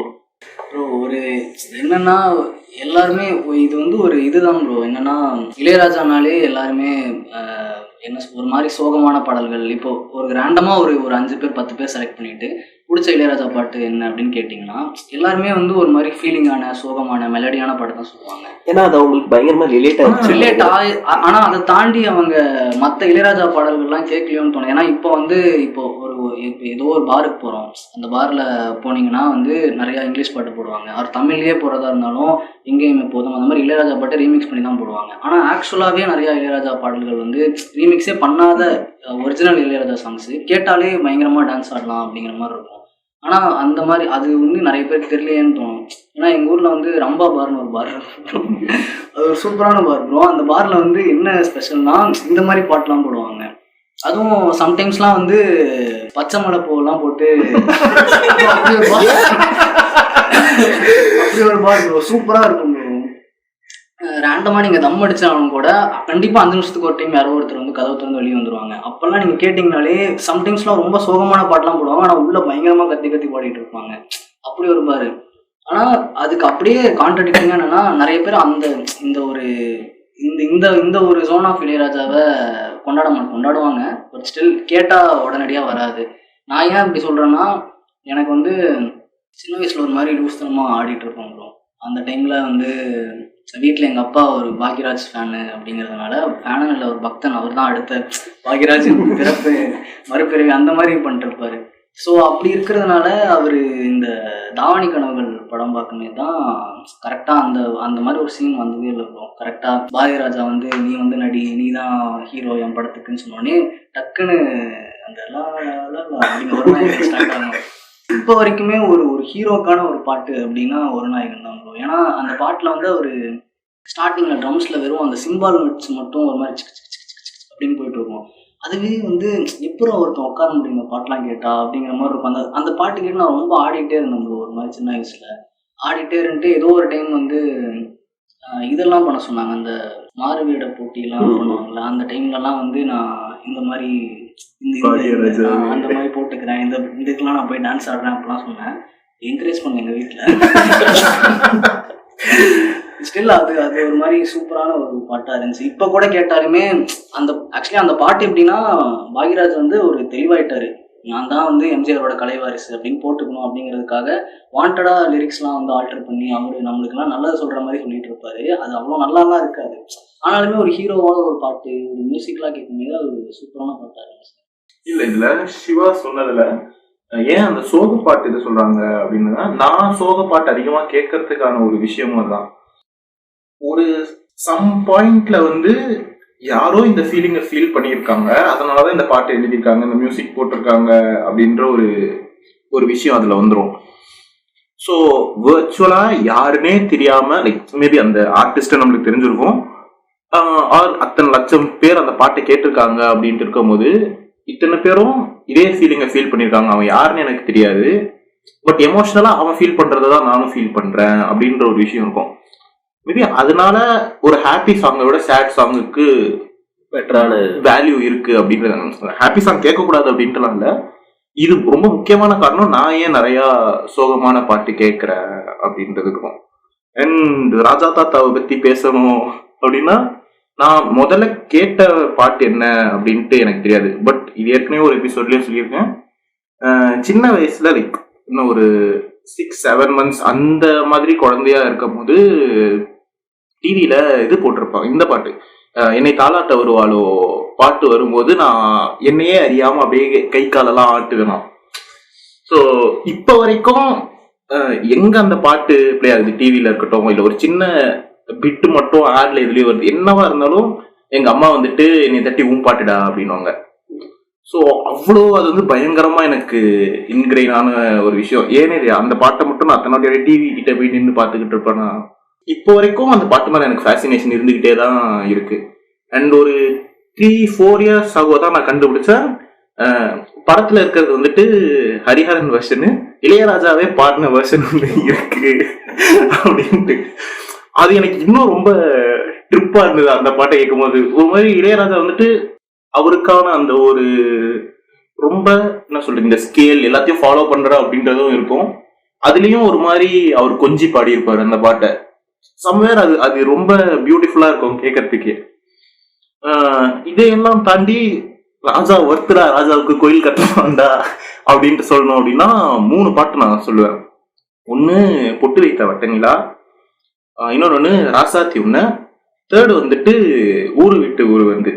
ஊரு விட்டு ஊரு வந்தாலும் ரொம்ப ரீசெண்டா தான் நான் இப்ப கேட்டுதான், அதுவும் அதிகமா நான் ஃப்ரீக்வெண்டா கேட்க ஆரம்பிச்சதுக்கு காரணம் வந்துட்டு சிவா தான். நான் ஃபுல்லா மலேசியா வாசுதேவன் ஹிட்ஸா கேட்டுட்டு இருக்கும் போது எனக்கு அந்த சாங்கோட ஸ்டார்டிங் ரொம்ப பிடிக்கும். வெறும் ஒரு பீட் மட்டும் ஆரம்பிக்கும், ரொம்ப வெஸ்டர்ன் ஸ்டைலிஷா கீபோர்டு ஆரம்பிக்கும், ஒரு சின்ன பாஸ் வந்துட்டு பீட் அப்படியே பக்கா ஃபோக்கா மாறிடும். ஸோ அது ரெண்டுத்தையும் தனித்தனியா கட் பண்ணி வைக்கிறோம் அப்படின்னா அது அப்படியே ரூம்கள் தள்ளி இருக்கும். அதுக்கும் இதுக்கும் சம்மந்தமே இல்லாத மாதிரியான ஒரு மிக்ஸ்ல வச்சிருப்பாரு. பட் சாங்காவும் சரி மியூசிக்காவும் சரி இந்த 3 காம்போசிஷன் போதும். இளையராஜா வந்துட்டு இளையராஜா தெரியாத ஒருத்தருக்கு வந்துட்டு இன்ட்ரோடியூஸ் பண்ணணும் அப்படின்னா எனக்கு தெரிஞ்சு நான் இந்த 3 தான் ஆனால் அவர் பாட்டுக்கு நடுவுலையுமே இன்டர்லோட்லையுமே வந்து டக்குன்னு வெஸ்டர்னுக்கு மாறிட்டு திருப்பியும் folk மியூசிக் எல்லாமே கொஞ்சம் வெஸ்டர்னா ட்ரீட் பண்ணிட்டு லிரிக் வர போர்ஷன் எல்லாமே ஃபோக்கா ட்ரீட் பண்ணியிருப்பாங்க. ஆனால் இளையராஜா அதை நிறையா பண்ணியிருக்காருல்ல ப்ரோ. ஏன்னா இப்போ கேவி மகாதேவன் அப்புறம் ஏஎம் ராஜாலாம் லைட்டாக அதை டச் பண்ணியிருக்காங்க, ஒரு மாதிரி ஜானர் சேஞ்ச் பண்ணுறது. ஆனால் இளையராஜா ஹெவியாக ஆமா பயங்கரமா. மாட்டுறாரு. ஏன்னா அவருக்கு அவரோட ரூட்ஸ் வந்து ரொம்ப ஃபோக் ஸ்ட்ராங்கா இருந்தனால அவர் வெஸ்டர்ன் கிளாசிக்கல்லாம் படிச்சிருக்காரு, கத்துக்கிட்ட வித்தை எங்கேயாவது காட்டணும்னு சொல்லிட்டு பண்ணியிருக்காரு. எனக்கு வந்து இளையராஜா மியூசிக்ஸ் நான் எப்படி அட்மையர் பண்ண ஆரம்பிச்சேன்னா சிங்கர்ஸ் மூலமாக தான். எனக்கு நான் ஸ்டார்டிங்கில் வந்து இளையராஜா காமன் பர்சனாக தான் இருந்தேன். மியூசிக்னா அவ்வளோவா இன்வால்வ் ஆகாமல் நார்மலாக தான் இருந்தேன். ஸோ ரீசெண்டாக அந்த தனுஷ் வந்து அந்த தென்றல் அந்த பாட்டை பாடும்போது இந்த மாதிரி பாட்டுலாம் தமிழில் இருக்கா அப்படின்னு நான் பார்த்து ப்ரோ எனக்கு அப்புறம் இது புதுசாக இருந்துச்சு ப்ரோ. நான் வந்து அப்போ வந்து புதுசாக வர பாட்டு மணி சர்மா பாட்டுலாம் தான் கேட்டு வெயிட் பண்ணிக்கிட்டு இருந்தேன். அப்புறமா இது என்னது தமிழ் பாட்டான்னு கேட்டு நான் அந்த வெர்ஷன்லாம் கேட்க ஆரம்பித்தேன் அவர் பண்ணது. அப்போ தான் எனக்கு அவர் குரலில் ஏதோ ஒரு இருக்குன்னு தெரிஞ்சது. அது அப்புறமா அவர் மியூசிக்கில் வந்து யேசுதாஸ் பாடுற பாட்டுலாம் எனக்கு அப்படியே ஒரு மாதிரி ஆயிடும். அது எப்படி சொல்கிறது, இந்த மலையோர மீசம் காத்து அந்த பாட்டுலாம் செம ஃபீல்ல கொடுக்கும் ப்ரோ. எனக்கு அப்படிதான் இளையராஜாவே ஐடென்டிஃபை பண்ண வச்சு சிங்கர்ஸ் மூலமா. ஆக்சுவலி ஒரு விஷயம் என்னன்னா, இது சொன்ன மாதிரி தனுஷ் வந்து அந்த சூப்பர் சிங்கர்ல அந்த வெர்ஷன் பாடின உடனே இல்ல நிறைய பேர் தனுஷ் பிடிக்காதவங்க, ஆமா தனுஷ் வேண்டாம், நிறைய பேர் தனுஷ் பிடிக்காதவங்க வந்து பிடிக்க வச்ச அந்த ஒரு எபிசோட் அது ரொம்ப வைரல் தான். பட் ஆனா எங்க ஃபேமிலியில வந்து நிறைய பேருக்கு தனுஷ் பிடிக்காது. பட் ஆனா அவர் அந்த பாடின அந்த போர்ஷனுக்கு அப்புறம் நிறைய பேருக்கு தனுஷ் பிடிக்க ஆரம்பிச்சது, அது ஒண்ணு. அண்ட் நீங்க சொன்ன விஷயத்துல என்னன்னா, எனக்கு வந்து வலையோசை பாட்டு ரொம்ப பிடிக்கும். அது கேட்டுதான் எனக்கு, ஏன்னா அது வந்து ஒரு ஃபேக்ட் என்னன்னா, அதுல வந்து சத்யா தானே அதுல வந்து கமல் அமலா வந்து எனக்கு அமலா ரொம்ப பிடிக்கும், அது ஒண்ணு. அதுல வந்து பஸ் அந்த சீட்ல வந்து ஃபுட்பால் எடுத்துட்டு வந்துட்டு இருக்கிறதுல வந்து ஜெனரல் சீட்ல ஒருத்தவங்க உட்காந்துட்டு இருப்பாங்க, அது வந்து எங்க அம்மா தான். ஆமா ஆமா, அதனால அது வந்து திருப்பி எனக்கு போட்டு காமிப்பாங்க. அவங்களும் பெரிய கமல் ஃபேன் தான். அதனால எனக்கு என்னன்னா, மெயினா இளையராஜா வந்து எவ்வளவு பெரிய ஃபேமஸ் பாட்டா இருந்தாலும் நடுவுல ஏதாவது ஒரு இன்ஸ்ட்ருமெண்ட் இருக்கும், இல்ல ஸ்டார்டிங்ல இன்ஸ்ட்ருமெண்ட் ஸ்டார்ட் ஆகிற விதம் இருக்கும். அது வந்து ரொம்ப இதுவா கேட்கும் போது அப்படியே பிரிச்சு நீங்க வந்து ஒரு இதுவும் கேட்கலாம். ஒரு தடவை கேட்கும் போது இப்படி யோசிச்சிருக்காங்களே இப்படி இதுல. அதுவும் வந்து எனக்கு ரொம்ப ஹிட் ஆனது வந்து என்னன்னா, அந்த வாழ்க்கையா அது வந்து ஆன் செட்ல வந்து ஒரு சிச்சுவேஷன் கொடுப்பாரு, அதுல வந்து ஒரு லல்லபை மாதிரி ஒண்ணு போட்டு அவங்க அப்பா அது அப்படி அதெல்லாம் கேட்டுட்டு அந்த மாதிரி எனக்கு மெயினா வந்து வலையோசை கேட்டுதான் ரொம்ப ஓகே, ரொம்ப ஏதோ இருக்கு உள்ள இவங்க எல்லாம் சொல்ற மாதிரி அப்படின்னு ஒரு டெமிகாட் ஸ்டேஷன்ல இருக்காருன்னா அதுக்கு வந்து அதுக்கு ஏத்த மாதிரி ஏதோ ஒரு பண்ணிருக்காரு தான், பண்ணாம இத்தனை பேர் செலிப்ரேட் பண்ண மாட்டாங்க அப்படின்ற ஒரு விஷயம் புரிஞ்சுது. இல்ல இவங்கெல்லாம் பேசும்போது தான் தோணுச்சு, இளையராஜா பாட்டு வந்து மோஸ்ட்லி எக்ஸ்போஸ் ஆனது எப்பயுமே வருஷம் சம்மர் வெக்கேஷனுக்கு சேலத்துக்கு வருவோம். அது மட்டும்தான் என்னோட தமிழ்நாடுக்கான எக்ஸ்போஜராக இருந்தது. அப்போ வந்து டவுன் பஸ்ஸில் போகிறதுலாம் எனக்கு ஜாலியாக இருக்கும். அப்போது கேட்ட 90% ஆஃப் த பாட்டு வந்து இளையராஜாவோட பாட்டாக தான் இருக்கும். அதுக்கப்புறம் திடீர்னு ஏதோ ஒரு நாள் டிவியில் எங்கள் அம்மா வந்து இந்த படம் ரொம்ப ஹைப் பண்ணிகிட்டே இருப்பாங்க, கரகாட்டக்காரன் படம் வந்து ரொம்ப ஹைப் பண்ணிட்டே இருப்பாங்க, 100 நாள் ஓடிச்சு கண்டினியூஸாக பார்த்தாங்க அப்படி இப்படின்னு சொல்லிட்டு. திடீர்னு ஏதோ ஒரு ஆர்வத்தில் சரி என்னதான் இருக்கு அந்த படத்தில் அப்படின்னு பார்க்கலாம் அப்படின்னு பார்த்தப்பதான் இந்த பாட்டு ரொம்ப பிடிச்சிருந்தது, மாங்குயிலே பூங்குயிலே. அந்த சாங்கோட இம்பேக்டே வந்து ரொம்ப பியூட்டிஃபுல்லாக இருந்தது. அது ஒன்று ரொம்ப பிடிச்சிருந்தது. இன்னொன்று இதே மாதிரி தான் டிவியில் பார்க்கும்போது மெல்ல திறந்தது கதவு படம் ஓடிட்டு இருந்தது. அது எதிர்ச்சியாக ஏதோ ஸ்கூலுக்கு போயிட்டு வந்து திரும்பி பார்த்த படம் தான். ஆனால் அதில் இருக்க பாட்டு எல்லாமே ரொம்ப இம்பேக்ட்ஃபுல்லாக இருந்தது. இந்த குழல் ஊதும் கண்ணனோட பாட்டுலாம் வந்து இப்போ கேட்டாலுமே எனக்கு அப்படியே கூஸ் பம்ஸாக இருக்கும், அவ்வளோ நல்லாயிருக்கும் அந்த பாட்டு. அது இல்லாமல் தேர்டாக வந்து இது காற்றை கொஞ்சம் நிற்க சொன்னேன் வந்து பாட்டுக்காரன் பாட்காஸ்டில் வந்து ஜிவிஎம் சார் பேசி தான் வந்து இவ்வளோ வந்து எஃபர்ட் போட்டிருக்காங்க என்னதான் இருக்குன்னு கேட்கலாம் அப்படின்னு கேட்டதான் நீதானி பொண்ணு ஆல்பமே அப்போதான் கேட்டேன் நான். சாரி. அப்போ வந்து அதுக்கப்புறம் அண்ணாவோட பாட்காஸ்ட் கேட்டுட்டு உடனே வந்து என்னதான் இருக்கு அந்த பாட்டில் அப்படின்னு காற்றை கொஞ்சம் இருக்க சொன்னேன் கேட்டு அது ஒரு 4 நாள் கண்டினியூஸாக என்ன சொல்றது அந்த ஒரு இளையராஜாவும் கௌதம் சாரும் வந்து கொலாபரேட் பண்ணியிருக்காங்க அப்படிங்கிற ஒரு இது தெரிஞ்சுது அதில், ஒரு ஃபீலிங் தெரிஞ்சுது அதில். But also staying true to who Ilaiyaraaja is, அது வந்து ரொம்ப பியூட்டிஃபுல்லாக இருந்தது. அண்ட் ஓகே, இது 3 பாட்டுமே வந்து எப்போ கேட்டாலுமே காட்டுமல்லி வந்து இதுக்கு முன்னாடி நான் மென்ஷன் பண்ணியிருந்தேன், sorry to bring it back. ஆனால் எனக்கு எக்ஸ்போஸ் ஆன தமிழ்நாடு வந்து எப்பயுமே இந்த சேலத்தோட கிராம மக்கள் அந்த மாதிரி தான் இருந்தது. அண்ட் ஒவ்வொரு தடவை காட்டுமல்லி கேட்கும் போதும் அந்த கைண்ட் ஆஃப் பீப்புளோட இன்னசென்ஸ் வந்து அதில் ப்ரொஜெக்ட் ஆயிருக்கு அப்படிங்கிறது ரொம்ப கிளியராகவே தெரியும். அந்த இன்னசென்ஸ் வந்து அந்த பாட்டில் இருக்கும், அந்த கிராமத்து மக்களோட இன்னசென்ஸ் அந்த பாட்டில் இருக்கும். ஸோ அதனால தான் அந்த பாட்டு ரொம்பவே பிடிக்கும் எனக்கு. எனக்கு வந்துட்டு இப்போதான் நான் அவரை செலிப்ரேட் பண்றேன் அப்படின்ற ஒரு விஷயம் எனக்கு தோணுதில்லை. ஏன்னா நான் நிறைய ஒரு பாட்டு தான் கேட்டிருக்கேன் போது இவென்ச்சுவலாவே அதோட தான் நான் க்ரோ ஆனேன். எனக்கு நான் புது பாட்டு கேட்பேன், ஆனா வந்துட்டு என்னோட சேஃப் ஸ்பேஸ் எங்கன்னா அங்கேயே தான் இருக்கும். நான் நம்ம ஆஃபீஸ்லேயே வந்துட்டு நான் வந்துட்டு ஃபுல் அந்த ஒரு 2 மணி நேரம் 3 மணி நேரம் போட்டு நைட்டு படுத்து தூங்கிடுவேன், காலைல விடிய அது மட்டும் ஓடிக்கிட்டு இருக்கும். ஸோ அதெல்லாம் வேற நடந்திருக்கு. நான் லிட்ரலா ஐ திங்க் இங்க விட்னஸ் பண்ணவங்களே இருந்திருக்காங்க. நான் இளையராஜா பாட்டு போட்டு ஒரு 5 நிமிஷத்துல செம்மையா தூங்குவேன், நல்லா தூங்குவேன். அது ஒரு மாதிரி ஒரு தாலாட்டு அந்த மாதிரி வந்துட்டு நிறைய பாட்டு இருக்கு, என்னால லிஸ்டே பண்ண முடியாது. ஆனா ரொம்ப பிடிச்ச பாட்டு வந்துட்டு ராஜராஜ சோழன் தான். அது ஏன்னே தெரியல, ரொம்ப அது ஒரு மாதிரி மோகன் 2 டபுள் சைடு அது வேற. நான் அதுக்கு சம்மந்தமே கிடையாது. பாட்டா அது வந்துட்டு அது ஓகே, விஷுவல விடுங்க, பாட்டா அது வந்துட்டு ஒரு மாதிரி சாஃப்டா அப்படியே ஊசி தொலைக்கிற மாதிரி அப்படி நெஞ்சுக்குள்ள போகும். அது ஒரு அதுக்கப்புறம் இது நாதம் என் ஜீவனே, அதுக்கப்புறம் நிறைய பாட்டு இருக்கு அவரோட வாய்ஸ். அதுவும் இன்னொன்னு எஸ்பெஷலி நான் ஒர்க் பண்ணிட்டு இருக்கும் போது ரொம்ப சம்டைம் ப்ரெஷர் ஏதாவது இருக்கு அப்படின்னும் போது நாயகன் அது இருக்கிறவங்களுக்குதான் தெரியும். நாயகன் படத்துல வந்துட்டு கமல் வந்துட்டு சரண்யா பொண்ணு மீட் பண்ணும்போது வந்துட்டு ஒரு பிஜிஎம் ஒன்று வரும், அது சூப்பரா இருக்கும். அது அப்படியே இந்த ஒண்ணு இல்லை, இந்த மழையில அப்படியே அந்த பாட்டு அதோட சேர்ந்து கேட்டா செம்மையா இருக்கும். அதுதான் நான் ரிப்பீட்டடா கேட்டுட்டு இருப்பேன். அண்ட் செம்ம அப்படின்ற அந்த ஒரு ஸ்டேட்டுக்கு நான் சொல்லணும் அப்படின்னா அவரோட இன்டர்லூட்ஸுக்கு மட்டுமே நான் சொல்லுவேன். அது அது அது அதோட அது யூஸ் பண்ண இன்ஸ்ட்ருமெண்ட்ஸ் அண்ட் லைக் டெக்னிக்கலா எனக்கு பெருசா தெரியாது, பட் அது ஒரு மாதிரி செம்மையா இருக்கும். வள்ளி திரைப்படத்தோட ரீகால் வேல்யூ வந்துட்டு யார் யாருக்கு என்னென்ன இருக்கும்னு தெரியல. எனக்கு நான் சின்ன வயசுல ஒரு நாள் மதியம் டிவியில படம் பார்த்துட்டு இருக்கும் போது வள்ளி படத்துல இருந்த அந்த ஒரு பாட்டு, ஒரு க்ரோயிங் இயர்ஸ்ல வந்துட்டு அந்த சாங்கோட விஷுவல்ஸ் சிலர் மேபி ஃபேசினேட் பண்ணியிருக்கலாம். பட் எனக்கு அந்த விஷுவல்ஸை தாண்டி அந்த மியூசிக்கும் சவுண்டும் ரொம்ப ஃபேசினேட் பண்ணுச்சு. அதுக்கப்புறம் இந்த பாட்டு வந்துட்டு விஷுவலா யாரெல்லாம் இருக்காங்கன்னு பார்த்தோம். பட் இந்த பாட்டு யாரு பண்ணா, யாரு பாடினாங்க அப்படின்னு தெரிஞ்சுக்கணும் அப்படின்னு ஆர்வம் வந்தப்போ ஐ ஹாவ் டு வெயிட். அப்போதான் சன் மியூசிக்ல வந்துட்டு பாட்டு பாடினவங்க மியூசிக் டைரக்டர் யாருன்னு கிரெடிட்ஸ் போடுற பழக்கம் இருந்துச்சு. அப்புறம் இந்த மாதிரி பாட்டெல்லாம் நைட்டு தான் வேற போடுவாங்க. ஸோ அதுக்காக வெயிட் பண்ணி இந்த பாட்டு யாரு கம்போஸ் பண்ணாங்கன்னு பார்த்து தான் எனக்கு இளையராஜாவோட சாங் இது அப்படின்னு அறிமுகமாச்சு. அதுக்கப்புறம் இளையராஜா இப்போ ஒவ்வொரு மியூசிக் டைரக்டருக்கும் ஒவ்வொரு ஃபோர்ட்டே இருக்கும். சினிமாவில் எப்படி ஜான்ராஸ்ன்னு சொல்றோமோ அந்த மாதிரி இளையராஜா இட் செல்ஃப ஒரு இண்டஸ்ட்ரி மாதிரி வந்துட்டு எல்லா ஜான்ராலையும் எக்ஸலண்டான சாங்ஸ் இருக்கும்.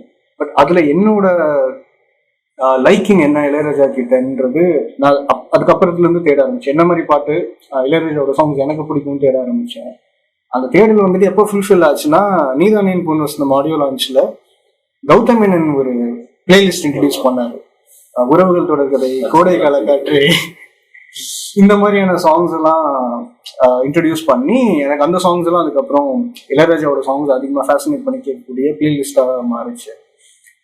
பட் இளையராஜா இந்த ஒரு சாங்குக்காக நான் வந்துட்டு லைக் டெமிகாட் அப்படின்ற ஒரு ஸ்டேட்டஸை வந்துட்டு நான் இது பண்ணிக்க முடியும், அக்செப்ட் பண்ணிக்க முடியும்னா அது ஹேராம்ல வந்துட்டு நீ பார்த்த பார்வை கூட நன்றி.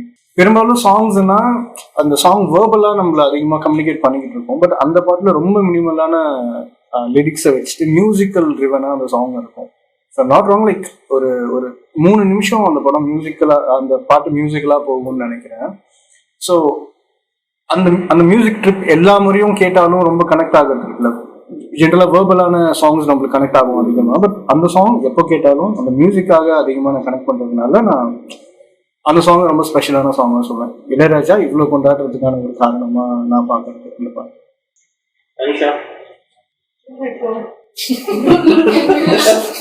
There is this song of Ilayaraja in Malayalam which I have been listening every single day for the past 6 months. Indi Paranjalum. Indiyadaleva. Yeah. So the fact that, see, I know a lot of songs. I don't go into the composer and everything. So now I was just thinking, I was googling. I'm like, oh, this was sung by Ilayaraja. This was a music by Ilayaraja. I was actually surprised when I googled the composer of Indi Paranjalum. Because the song has the flavor of Vidyasagar song. Mm-hmm. It is not orchestrated or arranged like a Ilayaraja song. Yeah.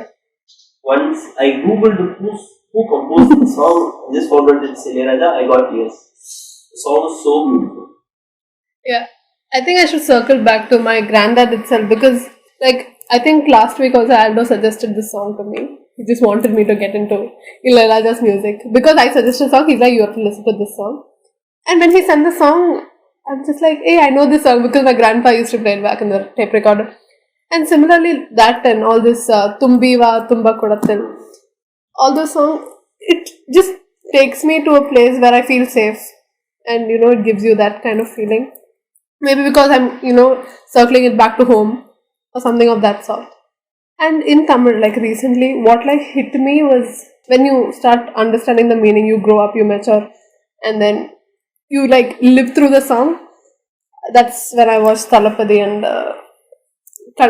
Sundari Kannaloru Sethi. That it's just so warm. And the meaning of it, you know, the fact, and eyes play an important role, and the whole lyric of it. It's very poetic and it's very nice. So yeah, I have minimal exposure to this, but I think after all of you spoke here today, I'm pretty much going to go listen to a lot more. So yeah. Actually ஒரே ஒரு விஷயம் என்னன்னா, இது எவ்வளோ தூரத்துக்கு evolve ஆயிருக்கு அப்படின்னா, இப்போ ரீசெண்டாக ஓகே நம்ம ஃபேமஸ் ஆனதெல்லாம் மோஸ்ட்லி கேட்டுட்டோன்னு சொல்லிட்டு இளையராஜா ஆர்டிஸ்ட் பேஜுக்கு போயிட்டு நான் அப்படியே லாஸ்ட் வரைக்கும் போயிட்டு ஒரு ஆல்பமா தொட்டு இது ஐடியூன்ஸ்ல வந்து ஸ்டார்ன்னு இருக்கும் ஃபேமஸான பாட்டெலாம். ஸ்டார் இல்லாமல் என்ன இருக்கோ அதெல்லாம் போட்டு ஒரு பிளேலிஸ்டா இப்போ ஒரு 2 நாளைக்கு முன்னாடி நான் போட்டு வச்சு இன்னும் என்ன இருக்கு, இன்னும் எவ்வளோ தேடி கேட்கலாம் அப்படின்ற அளவுக்கு எவால்வ் ஆயிருக்கு அப்படின்ற விஷயம் இருக்கு. எவ்வளோ பண்ணாலுமே கண்டிப்பா ஏதோ ஒரு ஆல்பம்ல நம்ம கேட்காத பாட்டு இருக்கும், அது கண்டிப்பா நல்லா தான் இருக்கும் அப்படின்னு கான்ஃபிடென்ட்டா போட்டு வை காலும் கிங் வென் இஸ் காட் அப்படின்னு சும்மா நானே ஒரு பிளேலிஸ்ட் போட்டு அப்படி வச்சிருக்கேன்.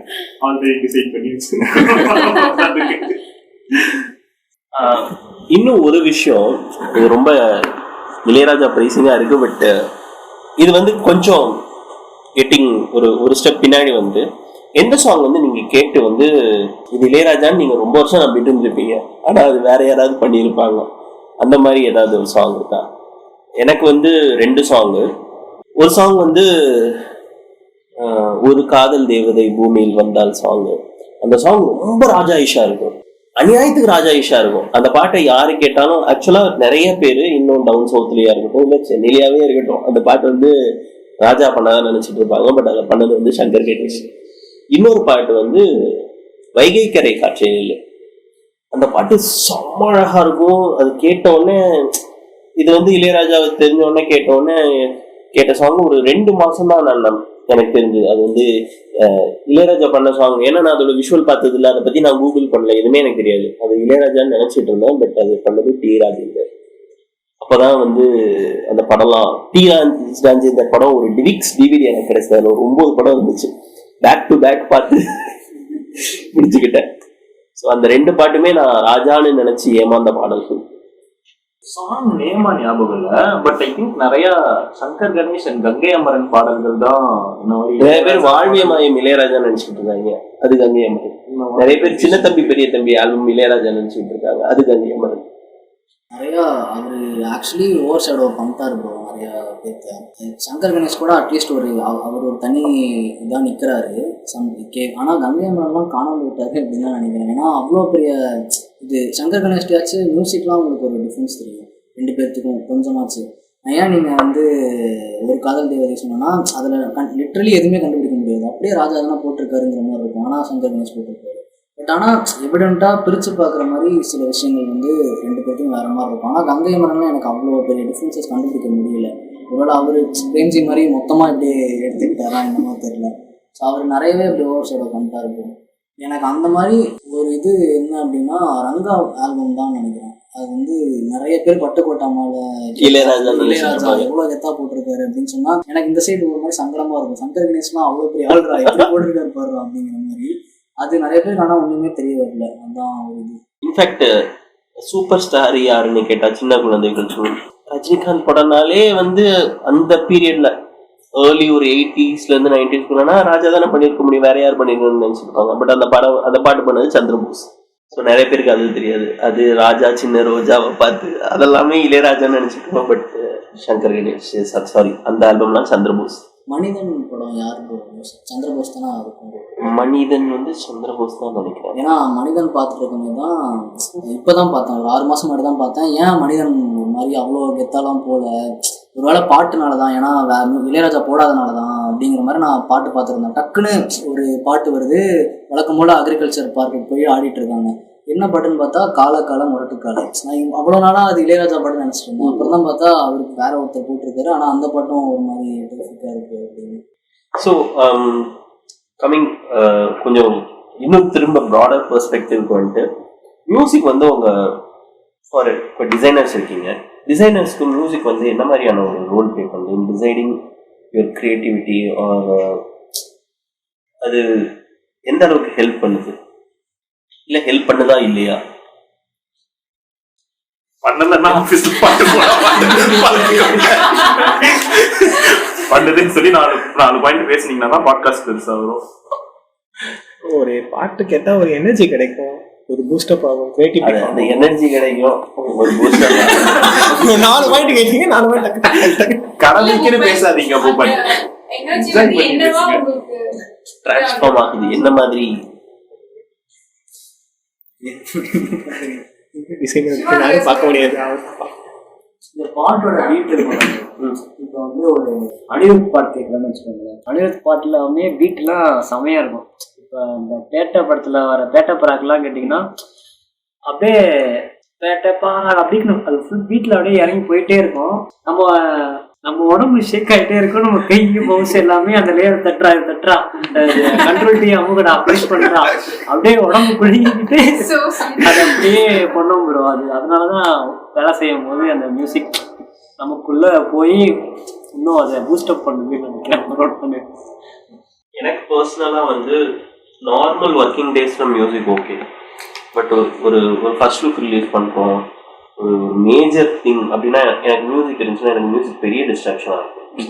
நான் எல்லா டேபையும் க்ளோஸ் பண்ணிட்டு எந்த டேப்ல நமக்கு வேலை நடக்கணுமோ அந்த டேப் மட்டும்தான் வச்சிருப்பேன்.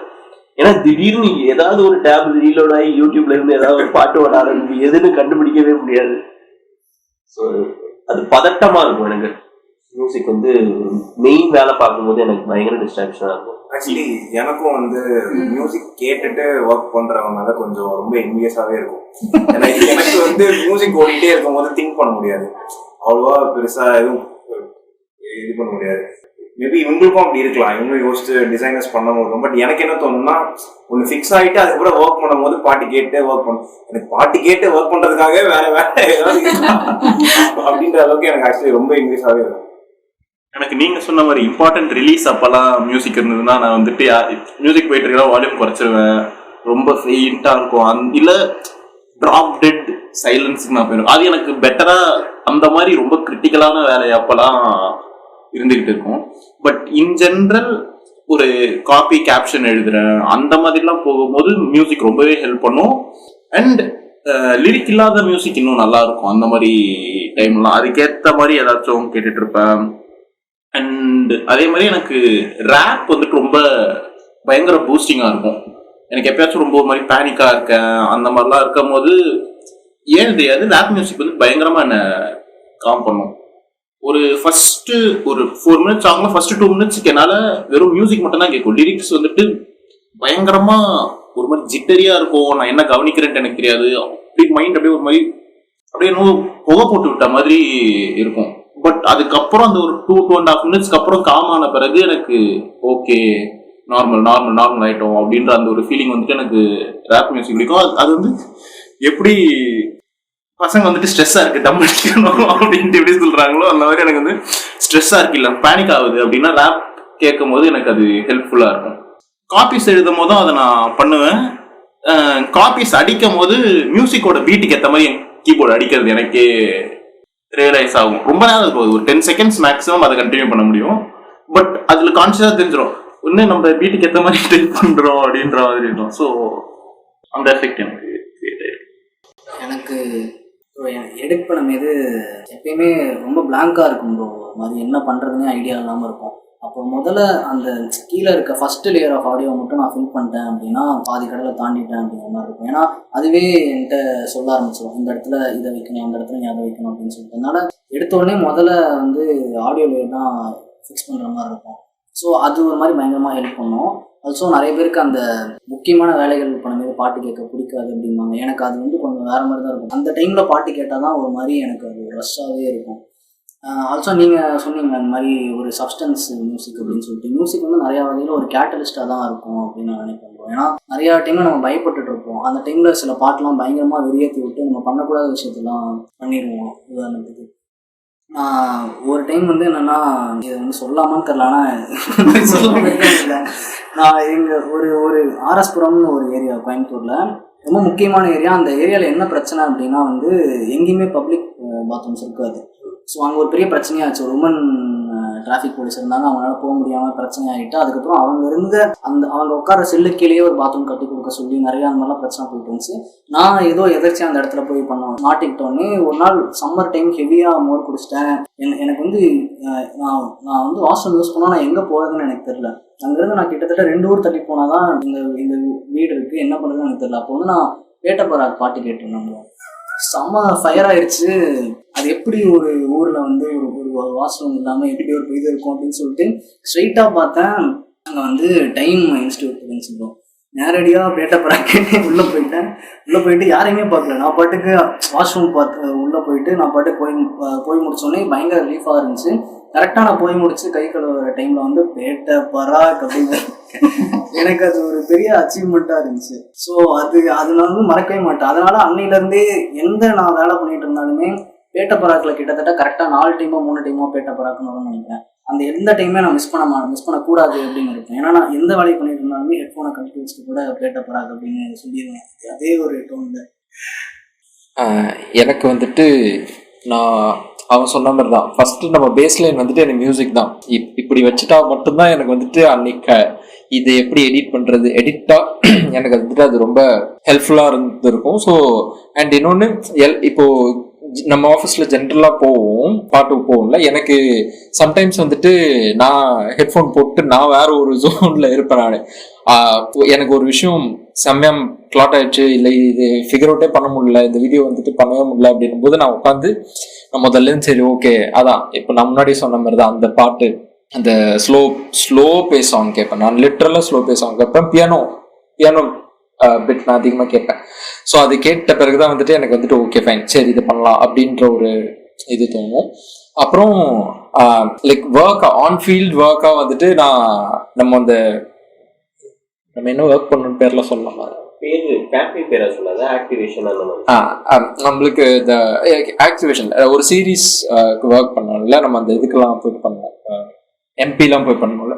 நான் லிட்டரலா ஒரு காதுல வந்துட்டு ப்ளூடூத் போட்டு பாட்டு அது பட்டே ஓடிக்கிட்டே இருக்கும். ஏன்னா அப்பதான் வந்துட்டு நான் அது ஒரு மாதிரி எதை சொல்லுவேன்ல, ஒரு பிஜிஎம் ஓடிக்கிட்டே இருக்கணும். அப்போ அது ஒரு விஷயம் பண்ணாதான் வந்துட்டு எனக்கு நான் ஒரு விஷயம் ஆக்டிவேட்டா பண்ணிக்கிட்டே இருக்கேன் அப்படின்னு தோணும். ஏதாவது எழுதுறேன் அப்படின்னா வந்துட்டு பாட்டு கேட்டு தான் நான் எழுதுவேன். ஸோ பாட்டு வந்துட்டு அது லிட்டரலா என் பார்ட் ஆஃப் லைஃப் மாதிரி தான் இது வரைக்கும் இருந்திருக்கு, இப்பயுமே எப்பயுமே அது இருக்கணும்னு நான் நினைக்கிறேன்.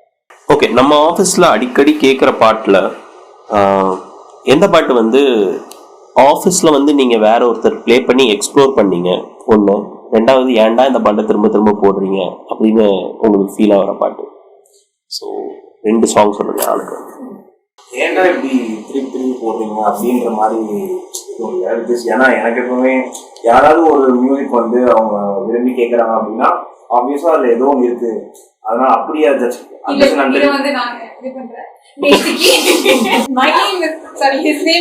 பாட்டு வந்து தெரியாம ரிப்பீட்ல ஓடிட்டு இருந்தது. 3வது தடவை ஆரம்பிக்கும் போது வாட்ஸ்அப்ல டெக்ஸ்ட் பண்றது, ரிப்பீட்லாம் வேண்டாங்க.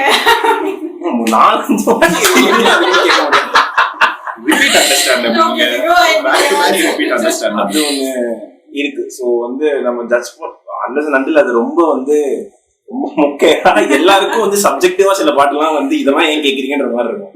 அது தவிர்த்து எந்த பாட்டு எனக்கு வந்து சிவாவோட நான் வந்து நம்ம அவரோட இதுல வந்து கீழே பார்க்கும்போது அந்த பழைய சோகங்கள் ரீசெண்டா அது இதுல மென்ஷன் பண்றது கேட்டேன். ஸோ வந்து அதை திருப்பி கேட்டு எனக்கு அது ரொம்ப பிடிச்சது. வித்யாசாகர் பாட்டு வந்து சிலதெல்லாம் நான் வேற யாரோடதுன்னு நினச்சிட்டு இருந்தேன். அதெல்லாம் பூக்கமுக்கு வந்து ஒரு நாள் போட்டப்போ எனக்கு இதாச்சு ஒரு மாதிரி இது. அப்புறம் ரொம்ப நாளாக வித்யாசாகர் கேட்காம இருந்தேன். இவர் வந்து அதே மாதிரி தான் ஒரு நாள் சிறுத்தை வந்து நான் காலேருந்து கேட்டிருந்தேன் அப்படின்னு சொன்னோடனே எனக்கு வந்து எனக்கு என்னென்னா கிட்டத்தட்ட ஒரு வாரம் கிட்ட வந்து 2 பாட்டு ப்ரோ. ஒன்று வந்து அழகா பிறந்து கொடுத்த 6 அடி சந்தன கட்ட அந்த பாட்டு ஒன்று, இன்னொன்று வந்து மதுரை படத்தில் ஐஸ் கட்டி பாட்டு. அந்த பாட்டு அது பெரிய பாட்டுலாம் நிறைய பேர் நினைப்பாங்க, ஆனால் நடுவில் ஒரு வயலின் பீஸ் பண்ணியிருப்பாரு ப்ரோ. அது ஒரு மாதிரி செம்மையாக இருந்துச்சு அப்படிங்கிற மாதிரி. நான் ஒரு வாரம் ஃபுல்லாகவே அந்த பாட்டு கேட்டேன் இவருனால. ஆனால் எனக்கு ஒரு டவுட் மட்டும் இருக்கும். என்னென்னா இப்போ வந்து அப்பப்போ நம்ம ரேண்டமாக நிறையா ஒரு மாதிரி கொஞ்சம் ஒரு எப்படி டேர்ம் பண்ணுறதுனே தெரியல, ஒரு ட்ரீமா பாடல்கள்னு சொல்கிறதா அந்த மாதிரி துள்ளல் இசை பாடல்கள் அந்த அப்பப்போ நம்ம சில பாடல்கள் வந்து அந்த ஒரு வரம்பு எண்ணிக்குள்ளே இருக்கும், ஒரு த்ரெஷ்ஹோல்டு தாண்டாமல் இருக்கும். சில பாட்டு ரொம்ப தாண்டிடும், நம்மளுக்கே ஒரு மாதிரி ஆக்வர்டாக இருக்கும் ஒரு பப்ளிக்கான பிளேஸில் கேட்கும்போது. ஆனால் அது ஏன் அந்த மாதிரி பாடல்கள் வந்து இங்கிலீஷ் பாட்டில் கேட்கும்போது யாருக்குமே அந்த ஆக்வர்டாக ஃபீல் ஆகலை, ஆனால் தமிழ் பாட்டுனா உடனடியாக அந்த ஒரு அவர்ஷன் வந்துருக்கு. எனக்கு தெரிஞ்சு அதுக்கான காரணம் என்னவா இருக்கும்னா, நான் பார்த்த வரைக்கும் என்னோட சர்க்கிள்ல இருந்து நிறைய பேர் இங்கிலீஷ் சாங்ஸ்ல வந்து லிரிக்ஸை பெருசாக கவனிக்க மாட்டாங்க. தே கோ வித் மெலடி பீட், இது 2 மட்டும்தான் போதும். பட் தமிழ் பாட்டை எடுத்துக்கும் போது நம்ம வரிகளை கவனிக்கிறோம். வரிகள் வந்து நமக்கு தெரிஞ்ச மொழியில இருக்கு. அது வந்து என்ன இப்படி எழுதிருக்காங்க. டு பி வெரி ஹானஸ்ட், எனக்கு வந்து நிறைய பாட்டெல்லாம் தமிழ் பாட்டு கேட்கும்போது இன்னும் இவ்வளோ வக்கரமா எழுதியிருக்கானுங்கன்னு தோணும். அதாவது அவர்ஷனுக்கு தமிழ்ல என்ன வார்த்தை சொல்லலாம், அருவருப்பு அந்த மாதிரி கிடையாது, வக்கரமா இருக்கும். இப்போ இது எப்படி சென்சார் போர்டு ஒத்துக்கிட்டானுங்க, இது எப்படி இவனுங்க ரிலீஸ் பண்ணாங்க, இந்த பாட்டு எப்படி எல்லாரும் கேட்டானுங்க, இந்த பாட்டு எப்படி இவ்வளவு பாப்புலர் ஆச்சு, எனக்கு இத்தனை கேள்வி வரும் ஒரு பாட்டுலாம் கேட்கும்போது. ஆனா இப்போ நான் பெருசா இங்கிலீஷ் மியூசிக் அவ்வளவா கன்சியூம் பண்ணது கிடையாது. பட் நான் கேட்ட வரைக்குமே வந்து நான் இங்கிலீஷ் பாட்டு கேட்டேன்னா மேஜரா நான் மெலடி அண்ட் பீட் மட்டும் தான் கவனிப்பேனே தவிர லிரிக் நான் கவனிக்க மாட்டேன். மேபி அதுதான் ஒரு கோர் ரீசன் நினைக்கிறேன். தமிழ்ல கேட்கும்போது நம்ம டெய்லி பேசுற மொழி, இதுல ஒரு விஷயத்த அப்படி பேசும்போது ஆக்வர்டா இருக்கு அப்படி இருக்கும். ஆனால் இப்போ அதுக்கு கான்ட்ரடிக்ட் பண்ணுற மாதிரினா, இப்போ அவர் ராஜராஜ சோழன் பாட்டு ரொம்ப பிடிக்கும் அப்படின்னு சொன்னாங்க. அந்த பாட்டே ஒரு ரைட்டிங்காக அப்படியான ஒரு பாட்டு தான். ஆனால் எல்லாருமே அந்த பாட்டாக இருக்கட்டும், அப்புறம் இது இளமை ஒரு பூங்காட்டில் தானே ஸ்ரீதேவி காட்டுக்குள்ள அந்த ஒரு பாட்டு, அந்த பாட்டும் பார்த்தீங்கன்னா அது ஒரு பயங்கரமான ஒரு பாட்டு. பட் அதுல மொழி நடைன்னு ஒன்று இருக்குல்ல. இப்போ ராஜராஜ சோழனா இருக்கட்டும், இளமையினும் பூங்காட்டா இருக்கும், அந்த 2 பாட்டோட வரிகள்ல நீங்க எடுத்துக்கிட்டீங்கன்னா அது ரொம்ப என்ன சொல்றது, காலங்காலமா பொயட்ரி எப்படி ஒரு லஸ்ட டீல் பண்ணியிருக்காங்களோ அந்த மாதிரி ரொம்ப இலைமறைவு காய்மறைவா எழுதியிருப்பாங்க. ஆல்சோ ஐ திங்க் தமிழ் சாங்ஸ்ன்னு எடுக்கும் போது இப்போ மேஜரா உங்களோட பிளேலிஸ்ட்ல இருந்து தான் இந்த பாயிண்ட் நிறைய மோர்னிங்ஸ் ஹம்மிங்ஸ் அந்த ஒரு விஷயம் இருக்கும். இங்கிலீஷ் மியூசிக்ல அதை யூஸ் பண்ணியிருக்க மாட்டாங்க. இருக்கும் ப்ரோ, நிறைய பாட்டு கம்மின்னு சொல்றேன் நான். என்ன பிரச்சனைனா நம்மளை வந்து என்னன்னா காட்டுறதுக்கும் பண்றதுக்கும் நிறைய வேறுபாடு இருக்குன்னு நினைக்கிறேன் நம்மளோட ஆர்ட் ஃபார்ம்ல. ஏன்னா இப்போ ஜானகியை வந்து நம்ம எப்படி பார்ப்போம் அப்படின்னா, எல்லாருமே அவங்களை வந்து அவங்க ஒரு தாய்மையான ஒரு அப்படி பார்ப்போம். பட் அவங்கள மாதிரி இந்த ஜானர்ல எக்ஸ்ப்ளோர் பண்ணதே இல்லைன்னு நினைக்கிறேன். ஒரு ஃபீமேல் ஆர்டிஸ்ட் மட்டும் இல்லை, மேல் ஆர்டிஸ்டாவே யாருமே எக்ஸ்பிளைன் பண்ணாது. அதனாலதான் நான் மார்னிங்ஸ் ஆஃப் ஜானகினே ஒரு பிளேலிஸ்ட் வச்சிருக்கீங்க. அதுல ஜானகி பண்ண எல்லா டைப் ஆஃப் மோன்ஸுமே இருக்கும். ஆனால் அது நம்ம ஒரு ஆர்ட் ஃபார்மாக கன்சிடர் பண்ணோம் அப்படின்னா அது அவ்வளோ கெத்தாக இருக்குது. பட் அது ஏன் வந்து ஒரு ஜென்ரல் பப்ளிக் கன்சியூம் பண்ண மாட்டேங்கிறாங்க? அவர் ஒரு பப்ளிக்கில் போட்டால் நம்ம வந்து அவர்ஷனுக்கு அந்த மாதிரி தான் புரியுது. இல்ல அதுக்கு இன்னொரு மேஜரான ரீசன் வந்து நம்ம சொசைட்டி அதுக்கு ரெடியா இல்ல. நம்ம வந்து ரொம்ப கன்சர்வேட்டிவான சொசைட்டியா இருந்திருக்கோம். எனக்கு தெரிஞ்சு கடந்த ஒரு 15 வருஷத்துலதான் வந்து நம்ம ப்ரோக்ரெசிவா இருக்கும். நம்மன்னு நான் சொல்றது என்னோட சர்க்கிளை மட்டும் தான் சொன்னேன். வெளியில இப்படி என்ன மாதிரியே திங்க் பண்றாங்களான்னு கேட்டீங்கன்னா இல்லை, அவங்க இன்னும் பின்னாடிதான் இருக்காங்க. ஸோ அப்படி இருக்கும்போது அவனுக்கு வந்து அது ரொம்ப ஷாக்கிங்கா இருக்கு, கல்ச்சுரல் ஷாக்கா இருக்கு. ஆனா இவனுங்க தான் வந்து இந்த பாட்டெல்லாம் ஹிட் பண்ணுது. அதான் ப்ரோ புரியல. உண்மையான இவருக்கு இது வரமேது ஜானகி குரலை கேட்க முடியுது. ஆனா ஜானகி நேர்ல வந்தா மட்டும் அம்மா நல்லா இருக்குங்களா, அது எப்படா இப்படி நடிக்கிறீங்க? மேபி இப்போ நமக்கு இருக்கிற மாதிரி இதுதான். ஃபார் எக்ஸாம்பிள் ஹரிச்சரனா இவர் இப்படிதான் இருக்காரு, அந்த மாதிரி ஒரு விஷுவல் இமேஜரி நமக்கு இமீடியட்டா கிடைக்குது இல்ல. நம்ம இந்த லிரிக் வீடியோ பாக்குறோம், ஆன்லைன்ல இருக்கோம், இவங்க எல்லாருக்கும் நம்ம ஆக்சஸ் பண்றதுக்கு முடியறதுக்கான ஒரு வழி கிடைக்குது. அவங்களுக்கு வந்து எப்ப ஜானகி போட்டோவோ ஒரு சூப்பர் ஸ்டார் போட்டோவையோ ஒரு கமல் போட்டோவையோ போட்ட மாதிரி ஃப்ரண்ட் கவர்ல ஜானகி போட்டோவையோ சுஷிலா போட்டோவையோ அவங்க போட்டிருக்க மாட்டாங்க. ஏதாவது ஒரு ஓரத்துல சின்னதா தான் இருந்திருக்கும். ஸோ அதை பெருசா கண்டுக்க பார்த்து ஞாபகம் வச்சு இவங்கதான் இதை பாடினாங்களான்னு யோசிக்கிற அளவுக்கு அவனுக்கு டைமே இருந்திருக்காதுன்னு தோணுது. பட் அப்படியே அதோட ஆப்போசிட்ல பாட்டு பிடிச்சிருக்கு, அதை என்ஜாய் பண்றதை பார்த்துட்டு நேர்ல ரெஸ்பெக்ட் பண்றது எனக்கு நல்ல விஷயமா தான் தோணுது. அது ஆப்வியஸ்லி நல்ல விஷயம் தான். ஆனா என்னன்னா இவங்களும் ஏன் இளையமறைவு காயா இருக்கணும், அதாவது அந்த விஷயத்த அக்செப்ட் பண்ணிக்கிட்டே அவங்க அதை பண்ணலாமே அப்படி சொல்றேன். ஏன்னா இப்போ சில்க்குக்கு ஒரு விஷயம் நடந்துச்சுல, அவங்க வந்து அவங்க சிம்பிள்ங்கிறது எல்லாருக்கும் தெரிஞ்சுமே அவங்கள டிக்னிஃபைடா பார்த்தாங்க.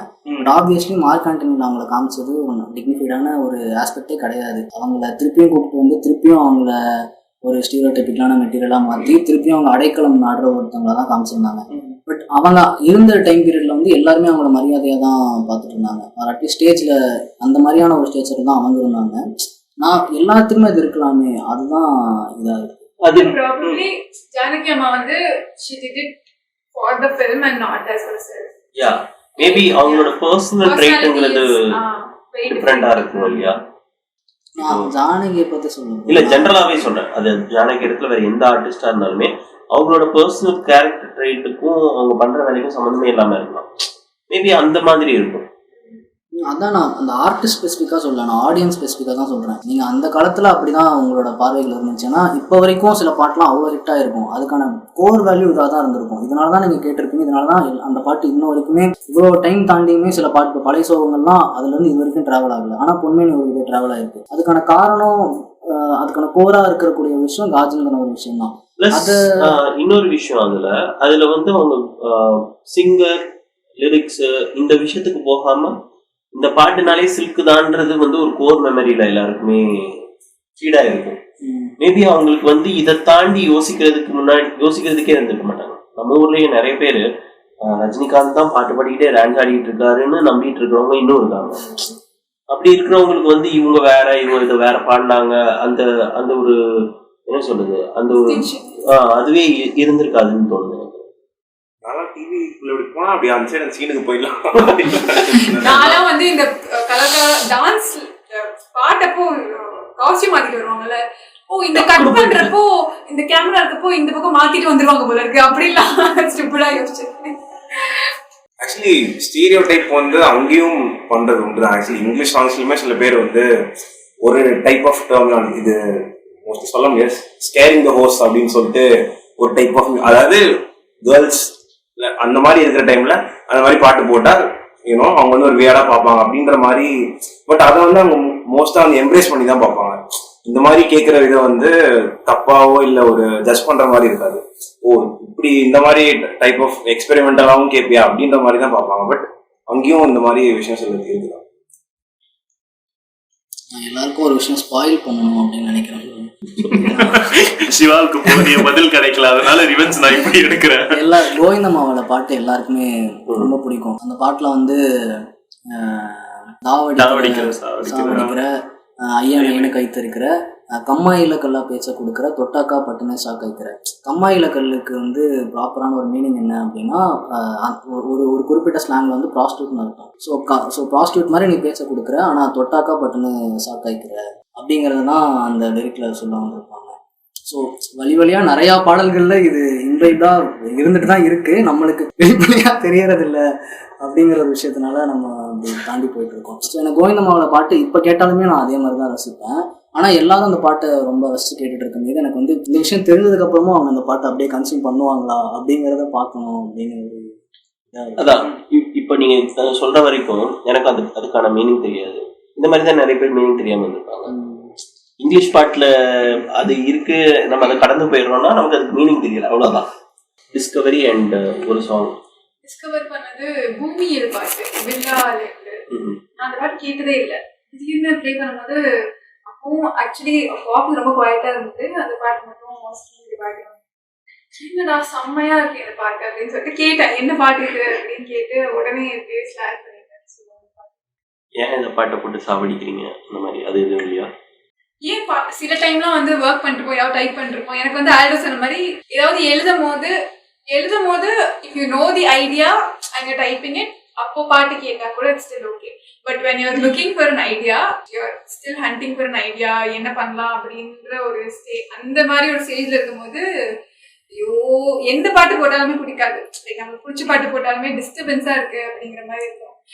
மணிகண்டன் சவுண்ட் கம்மியா வைங்க, சவுண்ட் கம்மியா அப்படின்னு சொல்லி கம்ப்ளைண்ட் கூட பண்ணுவாரு. ஏன்டா கேட்டது அப்படின்னு இல்ல, டிஸ்கவர் பண்ணது வந்துட்டு ஜர்னி தான். இந்த ஆஃபீஸ் வந்து ஃபர்ஸ்ட் நீங்க தான் வந்திருக்கீங்க. ஏன்டா அப்படிலாம் இல்லை, பசங்க பட்டு டிஸ்கவர் பண்ணது ஜர்னி தான். நான் வந்து அவுட் ஆஃப் த ப்ளூ அந்த சாங் வந்து அந்த ஆடியோ ரிலீஸ் ஆனவொடனே, தெலுங்கு வெர்ஷன் ரிலீஸ் ஆனவொடனே தமிழ் வெர்ஷன் ரிலீஸ் பண்ணிட்டாங்க 2019ல் 2019ல். அந்த பாட்டு கேட்டு எனக்கு ரொம்ப பிடிச்சிருந்துச்சு. ரொம்ப நாள் கேட் கீப் பண்ணிட்டு இருந்தேன். யாருக்கும் அந்த பாட்டை ஷேர் பண்ண மாட்டேன், யாருக்கிட்டையும் சொல்ல மாட்டேன். சொன்னா இவங்க செதைச்சிருவாங்க அப்படின்னு சொல்லிட்டு பார்த்தா இப்போ பார்த்தா எல்லாரும் இன்ஸ்டால போட்டுக்கிட்டு இருக்கானுங்க. நான் கூட அந்த டைம்ல கேட்டிருந்தேன், அந்த பாட்டு லிரிக்ஸ் எங்கேயுமே இருக்காது. ஃபர்ஸ்ட் தான் அந்த யூடியூப்ல ஒருத்த மட்டும் கமெண்ட் வச்சிருப்பான், ஃபுல் சாங் மட்டும் கமெண்ட் வச்சிருப்பான்.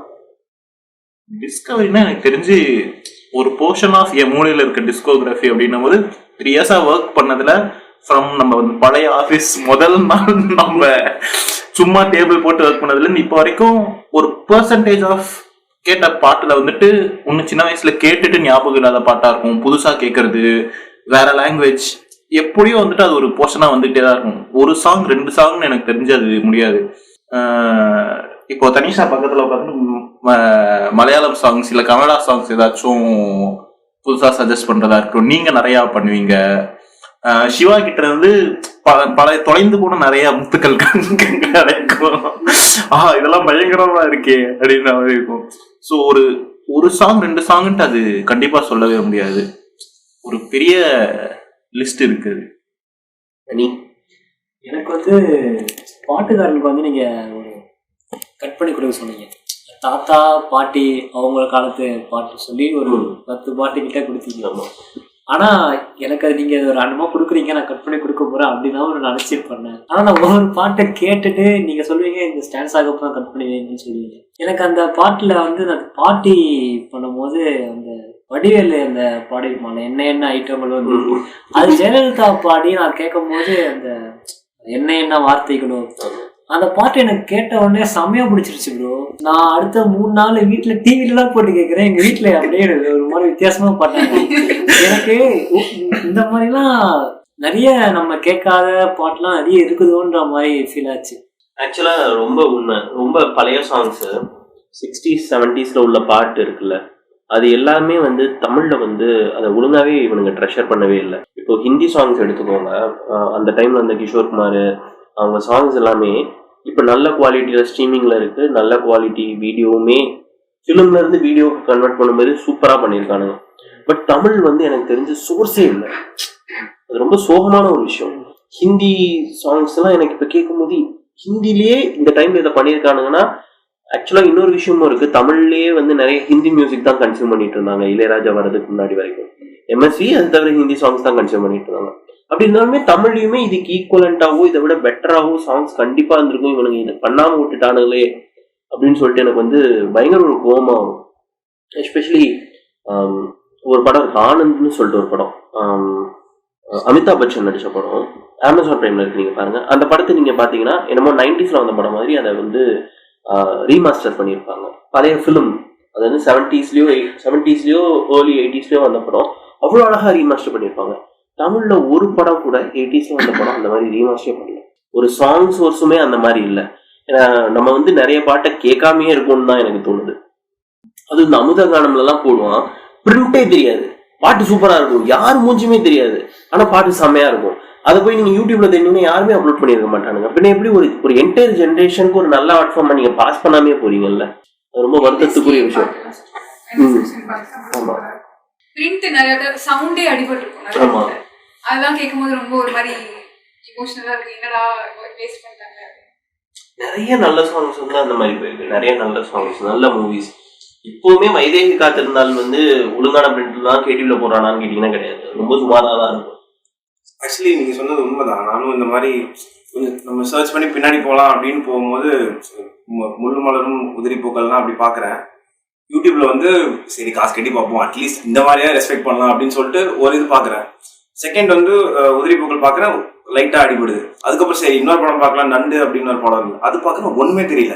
அதனாலேயே வந்து இது இப்படி வச்சு எப்படி பார்க்குறது அப்படின்னு சொல்லிட்டு நீங்கள் சொன்ன மாதிரி அவ்வளோ ஃபிலிம்ஸ் இருந்தும் ட்ரெஷர் பண்ணி கொடுக்காதனால பார்க்க முடியாமல் போயிருக்கு. பட் இது பைரசின்னு சொல்லிட முடியாது, பட் பைரசி தான். திருட்டு டிவிடி இருந்த வரைக்குமே வந்து பழைய மூவிஸை ப்ரிசர்வ் பண்றது வந்து பெட்டரா இருந்துச்சு. ஆக்சுவலா மதுரையில் வந்து மீனாட்சி பஜார்னு ஒரு பஜார், ரயில்வே ஸ்டேஷன் பக்கத்துல வரிசையா கொரியன் மொபைல்ஸ் கடை வச்சுட்டுனா டிவிடி வந்து தமிழ்நாட்டுக்கே ஃபர்ஸ்ட் அவங்க தான் வந்து சப்ளை ஆகும். ஸோ அவங்க இருந்த வரைக்குமே பழைய படம்லாம் சூப்பரா பிரிண்ட் வச்சிருந்தாங்க. அந்த மாதிரி சோர்ஸ் வந்து இவங்கள்டே கிடைக்காது, நம்ம சன் டிவிலையோ ஜெயா டிவிலையோ கிடைக்காது. அவனே அவ்வளோ சூப்பராக வச்சிருப்பான். In fact Titanic and Hangover, actually especially ஹேங்கோவரோட தமிழ் டப்பிங்கை வந்து ஒரு காலேஜ் ப்ராஜெக்டா ஒரு பசங்க பண்ணியிருந்தாங்க. அது சும்மா பென்ட்ரைவ் அந்த கடைக்கு போய் தமிழ்நாடு ஃபுல்லாக அதை ஸ்ப்ரெட் பண்ண வச்சது அந்த மார்க்கெட் தான்.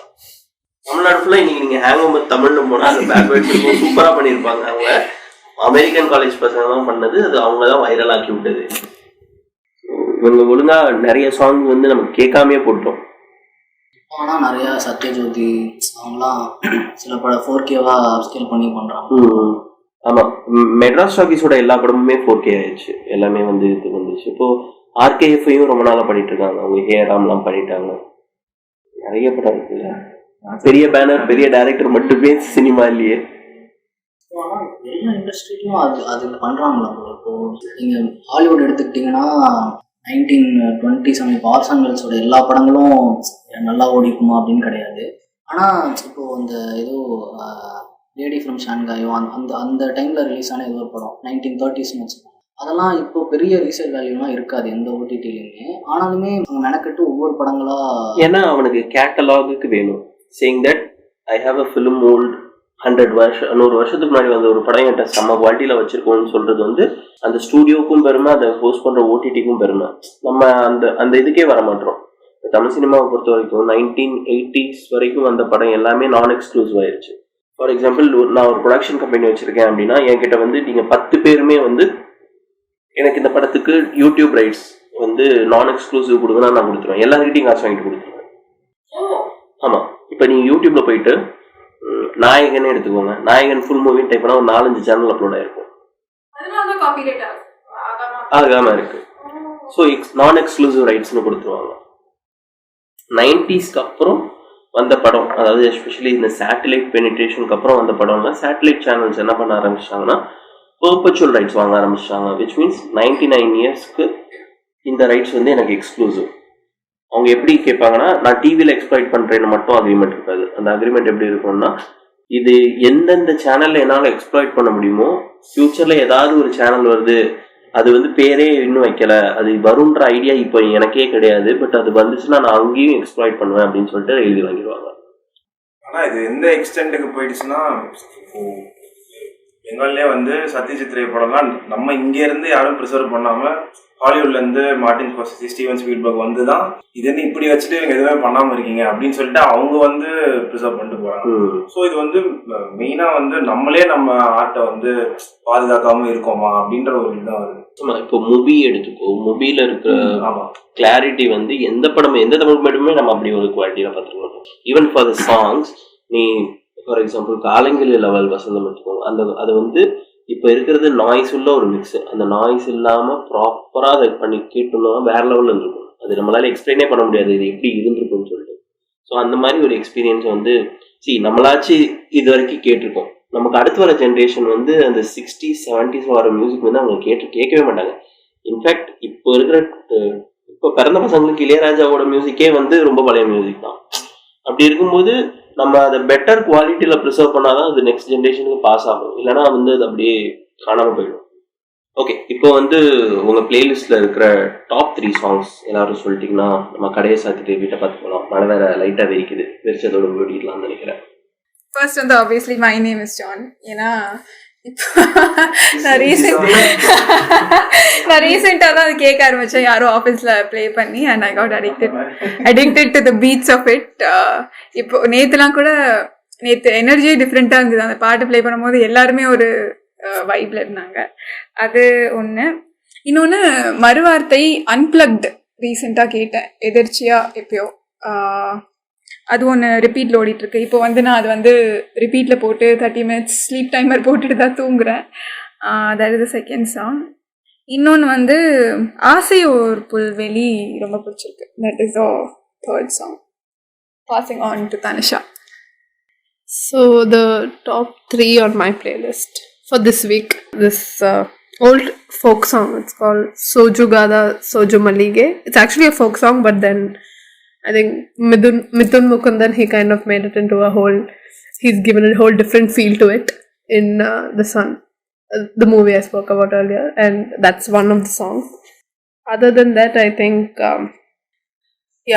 his name is John. Nobody's letting me forget that song, and it's been there, on the playlist. Even at office, we keep listening to it over and over again. Today it was finally stopped.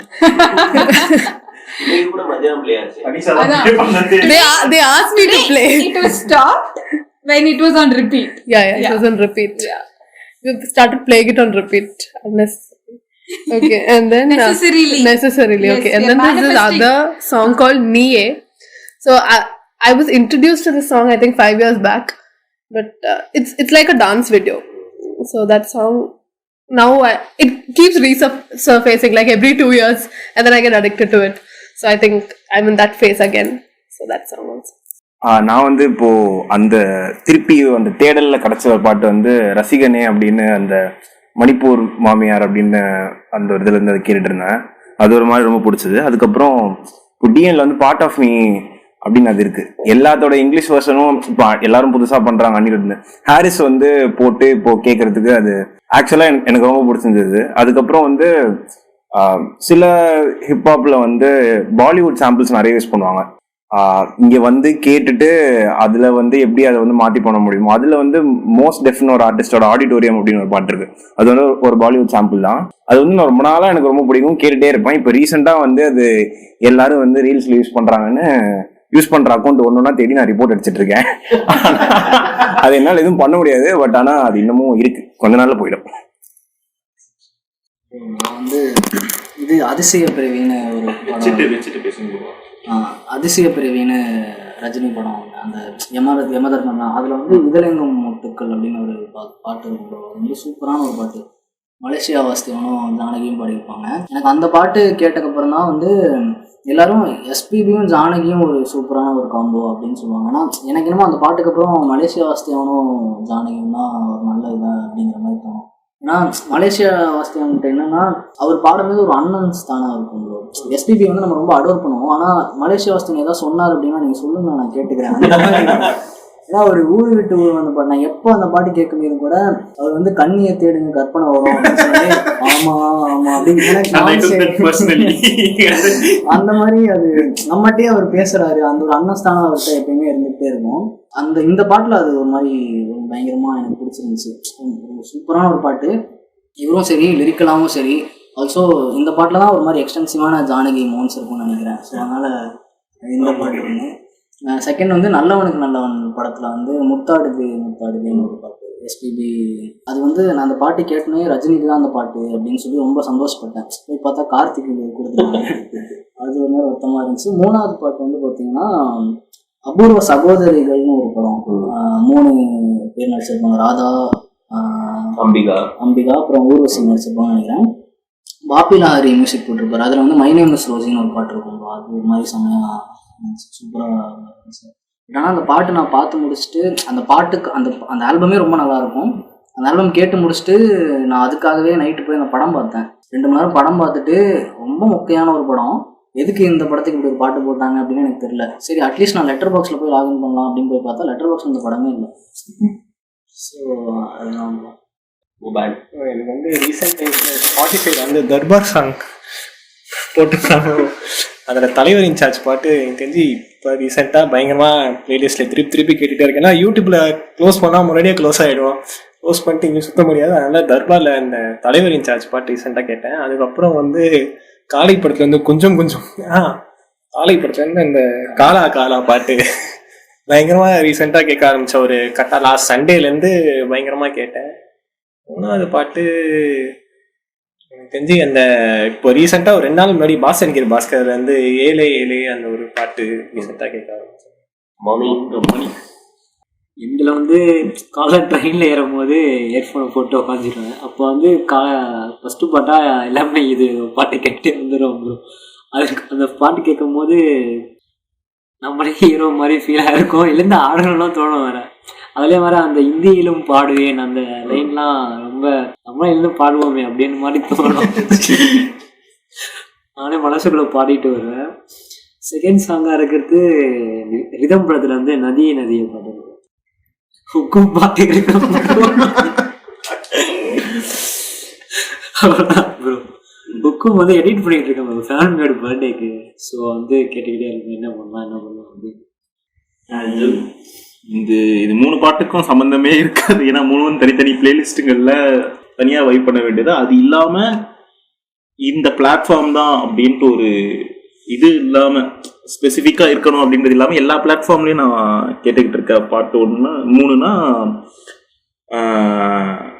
பொதுவாக என் மனசு தங்கமும் ஆசை 100 வகையும் ஒரு மாதிரி பேரலா இதை கேட்ட உடனே இதையும் கேட்கலாமே, இதை கேட்ட சரி மறுபடியும் அதையும் நம்ம கேட்போமே அப்படின்ற மாதிரி இந்த 2 பாட்டையும் கேட்டுட்டு இருப்பேன். இந்த ஒரே பாட்டாக தான் நான் உள்ள வந்துட்டு செக்இன் பண்றேன். தென் எமினமோட ஸ்டான் நிறையா கேட்டுக்கிட்டு இருப்பேன். ரொம்ப நாளாவே இது பயங்கரமா போயிட்டே இருக்கு. எல்லா பாட்டும் கேட்டுட்டு இருக்கேன் அப்படின்னாலும், வண்டி ஓட்டிட்டு இருக்கேன் அப்படின்ற மாதிரி இருந்தாலும், ஸ்டான் முடிஞ்சோடனே மறுபடியும் லூப் பண்ணிட்டு ஓகே இன்னொரு வாட்டி கேட்டுட்டு நெக்ஸ்ட் பாட்டுக்கு போகலாம் அப்படின்ற மாதிரி அது ரிப்பீட் வேல்யூல இருக்கும். தென் மாவீரன் படத்துல வந்து போட் தீம்னு ஒன்று, ஐ மீன் போட் ஃபைட் தீம்னு ஒன்று கேக்குதா அப்படின்ட்டு அந்த அந்த படத்துல எனக்கு அந்த மேக்கிங்காகவும் அந்த போர்ஷன் ரொம்ப பிடிச்சிருந்தது. அட் த சேம் டைம் தனியா அந்த சாங் கேட்கவும் ரொம்ப பிடிச்சிருந்தது. சும்மானா அந்த பாட்டும் எப்படின்னா பாட்டு ஒரு வாட்டி ஃபுல்லா யூடியூப்ல கேட்பேன். தென் யூடியூப்ல வந்துட்டு அந்த ஃபைட் சீனை மட்டும் ஒரு கிளிப்பா வச்சிருப்பானுங்க. இதை பாட்டை கேட்டு ஒரு வாட்டி ஃபுல்லா ஃபைட் சீனையும் பார்த்துட்டு ஓகே இன்றைய இரவு நிறைவேறியது அப்படின்ற மாதிரி ஒரு ஃபீல் அதை நான் ஒன்னாவே பார்ப்பேன். இதுதான் டாப் 3 ரிப்பீட்டடா ஓடிட்டு இருக்கு எனக்கு இப்ப. ரீசன்ட் மந்த்ஸாக நான் பாட்டு கேட்கறதுன்றது பியூர்லி டிரைவிங் டைம்ல மட்டும்தான் அப்படின்னு தான் இருக்கு. ஸோ அதில் லாஸ்ட் 2 வீக்ஸாக என்னோட பிளேலிஸ்ட்ல இருக்கிற 3 பாட்டுன்றது லியோல ஆர்டினரி பர்சன் ஒரு ட்ராக் ஒன்று இருக்கு. ஸோ அதுக்கப்புறம் நேரம்ன்ற படத்துல வந்துட்டு காற்று வீசும்னு ஒரு பாட்டு, அந்த பாட்டு. அப்புறம் அதே ஆல்பம்ல திருட்டிசைன்னு ஒரு ட்ராக் இருக்கு. ஸோ இது 3 தான் நான் ரொம்ப ரிப்பீட்டடாக 2 வீக்ஸாக கேட்டுட்டு இருக்கக்கூடிய சாங். அதில் காற்று வீசும் சாங் வந்துட்டு நேரம்ல காதல் இன்னுள்ளே வந்த நேரம்னு ஒரு பாட்டு வரும். அது பரவாயில்ல, எல்லாத்துக்கும் ரொம்ப பிடிக்கும். இந்த சாங் காற்று வீசும் சாங் வந்துட்டு கொஞ்சம் அண்டர் ரேட்டடோ அப்படின்னு நான் நினைக்கிற பாட்டுல ஒன்றா இருக்கும். எனக்கு இந்த ஆல்பம்ல ரொம்ப பிடிச்ச பாட்டு அதுதான். என்னோட இதில் வந்துட்டு 3 பாட்டு நான் அரேஞ்ச் பண்ணி சொல்ல என்ன இருக்குன்னு சொல்ல முடியாது. பட் லைக் நான் ரெகுலராக இதை கேட்டுருவேன் அப்படின்னா இப்போ ரீசெண்டாக வந்துட்டு திரும்ப பேடாஸ் கேட்டுட்ருக்கேன். அதுக்கப்புறம் வந்துட்டு இது நீல நிலவே RDXலேருந்து எனக்கு அந்த பீட்டும் அந்த லைக் அந்த பாட்டு எனக்கு ரொம்ப பிடிச்சிச்சு. அது ரிப்பீட்டடாக கேட்டுருக்கேன். அதுக்கப்புறம் வந்துட்டு கல்யாண மலை அது ஓடும். இது 3 வேற ஆனால் டெய்லியுமே இது ஓடும். என்னோட டாப் 3 வந்து இப்போ ரீசெண்டாக அடிக்கடி கேட்குறது வந்து டு பி வெரி ஹானஸ்ட் வந்து நான் நிறைய தாலாட்டு தான் கேட்டுக்கிட்டு இருக்கேன்.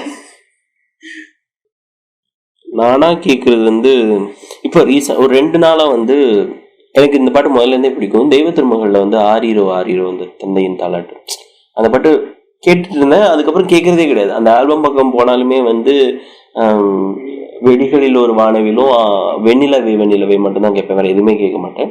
பட் இந்த 2 சாங் கேட்கும்போது தான் what kind of a composer GVS அப்படின்னு ரொம்ப ஹார்ட் ஹிட்டிங்காக இருக்கிறது வந்து அந்த பாட்டு. அப்புறம் சப்தா சாகரடாச்சியோட இன்ட்ரோ சாங் வந்து ரிப்பீட்டில் கேட்டுட்ருக்கேன். ஆக்சுவலாக இன்னைக்கு ஆப்பிள் மியூசிக்கோட ரீகேப் வந்துச்சு. நான் போன வருஷம் அதிகமாக ஆப்பிள் மியூசிக்கில் நான் பாட்டு கேட்குறதே கம்மி தான், அதுலேயே வந்து நான் அந்த ஆல்பம் தான் வந்து அதிகமாக கேட்டிருக்கேன்.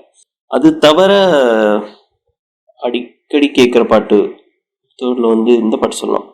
ஆக்சுவலாக எனக்கு அருகில் துருவ நட்சத்திரம்ல ரொம்ப பிடிச்சிருந்துச்சு. எனக்கு வந்து அந்த இடையில வர ஸ்பானிஷ் போர்ஷன் பெருசாக பிடிக்கல. But as a song structure வந்து அது வந்து பளிங்கினால் ஒரு மாளிகை மாதிரி ரிசம்பிள் ஆனாலுமே அது ரொம்ப கான்ட்ராஸ்டாக எனக்கு ஃப்ரெஷ்ஷாக இருந்துச்சு அந்த சாங் கேட்கறதுக்கு. ஸோ இந்த 3 ஆக்சுவலாக கடந்த ரொம்ப நாளாக வந்து தேவா பாடல்கள் தான் போயிருக்கு எனக்கு. ஓகே, நான் ரேப் பண்ணிட்டேன். ஓகே, இவ்வளோ நேரம் எங்கள் கூட உட்காந்து நாங்கள் ஏதோ பேசிகிட்டு இருந்தோம். அதை எங்கள் கூட உட்காந்து நீங்கள் கேட்டுட்டு இருந்ததுக்கு மிக்க நன்றி.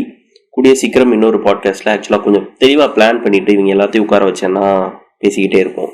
ஸோ அதை பண்ணணும்னு நான் நினைக்கிறேன், பிளான் பண்ணி பண்ணணும்னு நினைக்கிறேன். ஓகே, கூடிய சீக்கிரம் இன்னொரு பாட்காஸ்ட்டில் உங்களை சந்திக்கிறேன். அது வரைக்கும் உங்களிடமிருந்து விடைபெறுவது உங்கள் பாட்டுக்காரன்.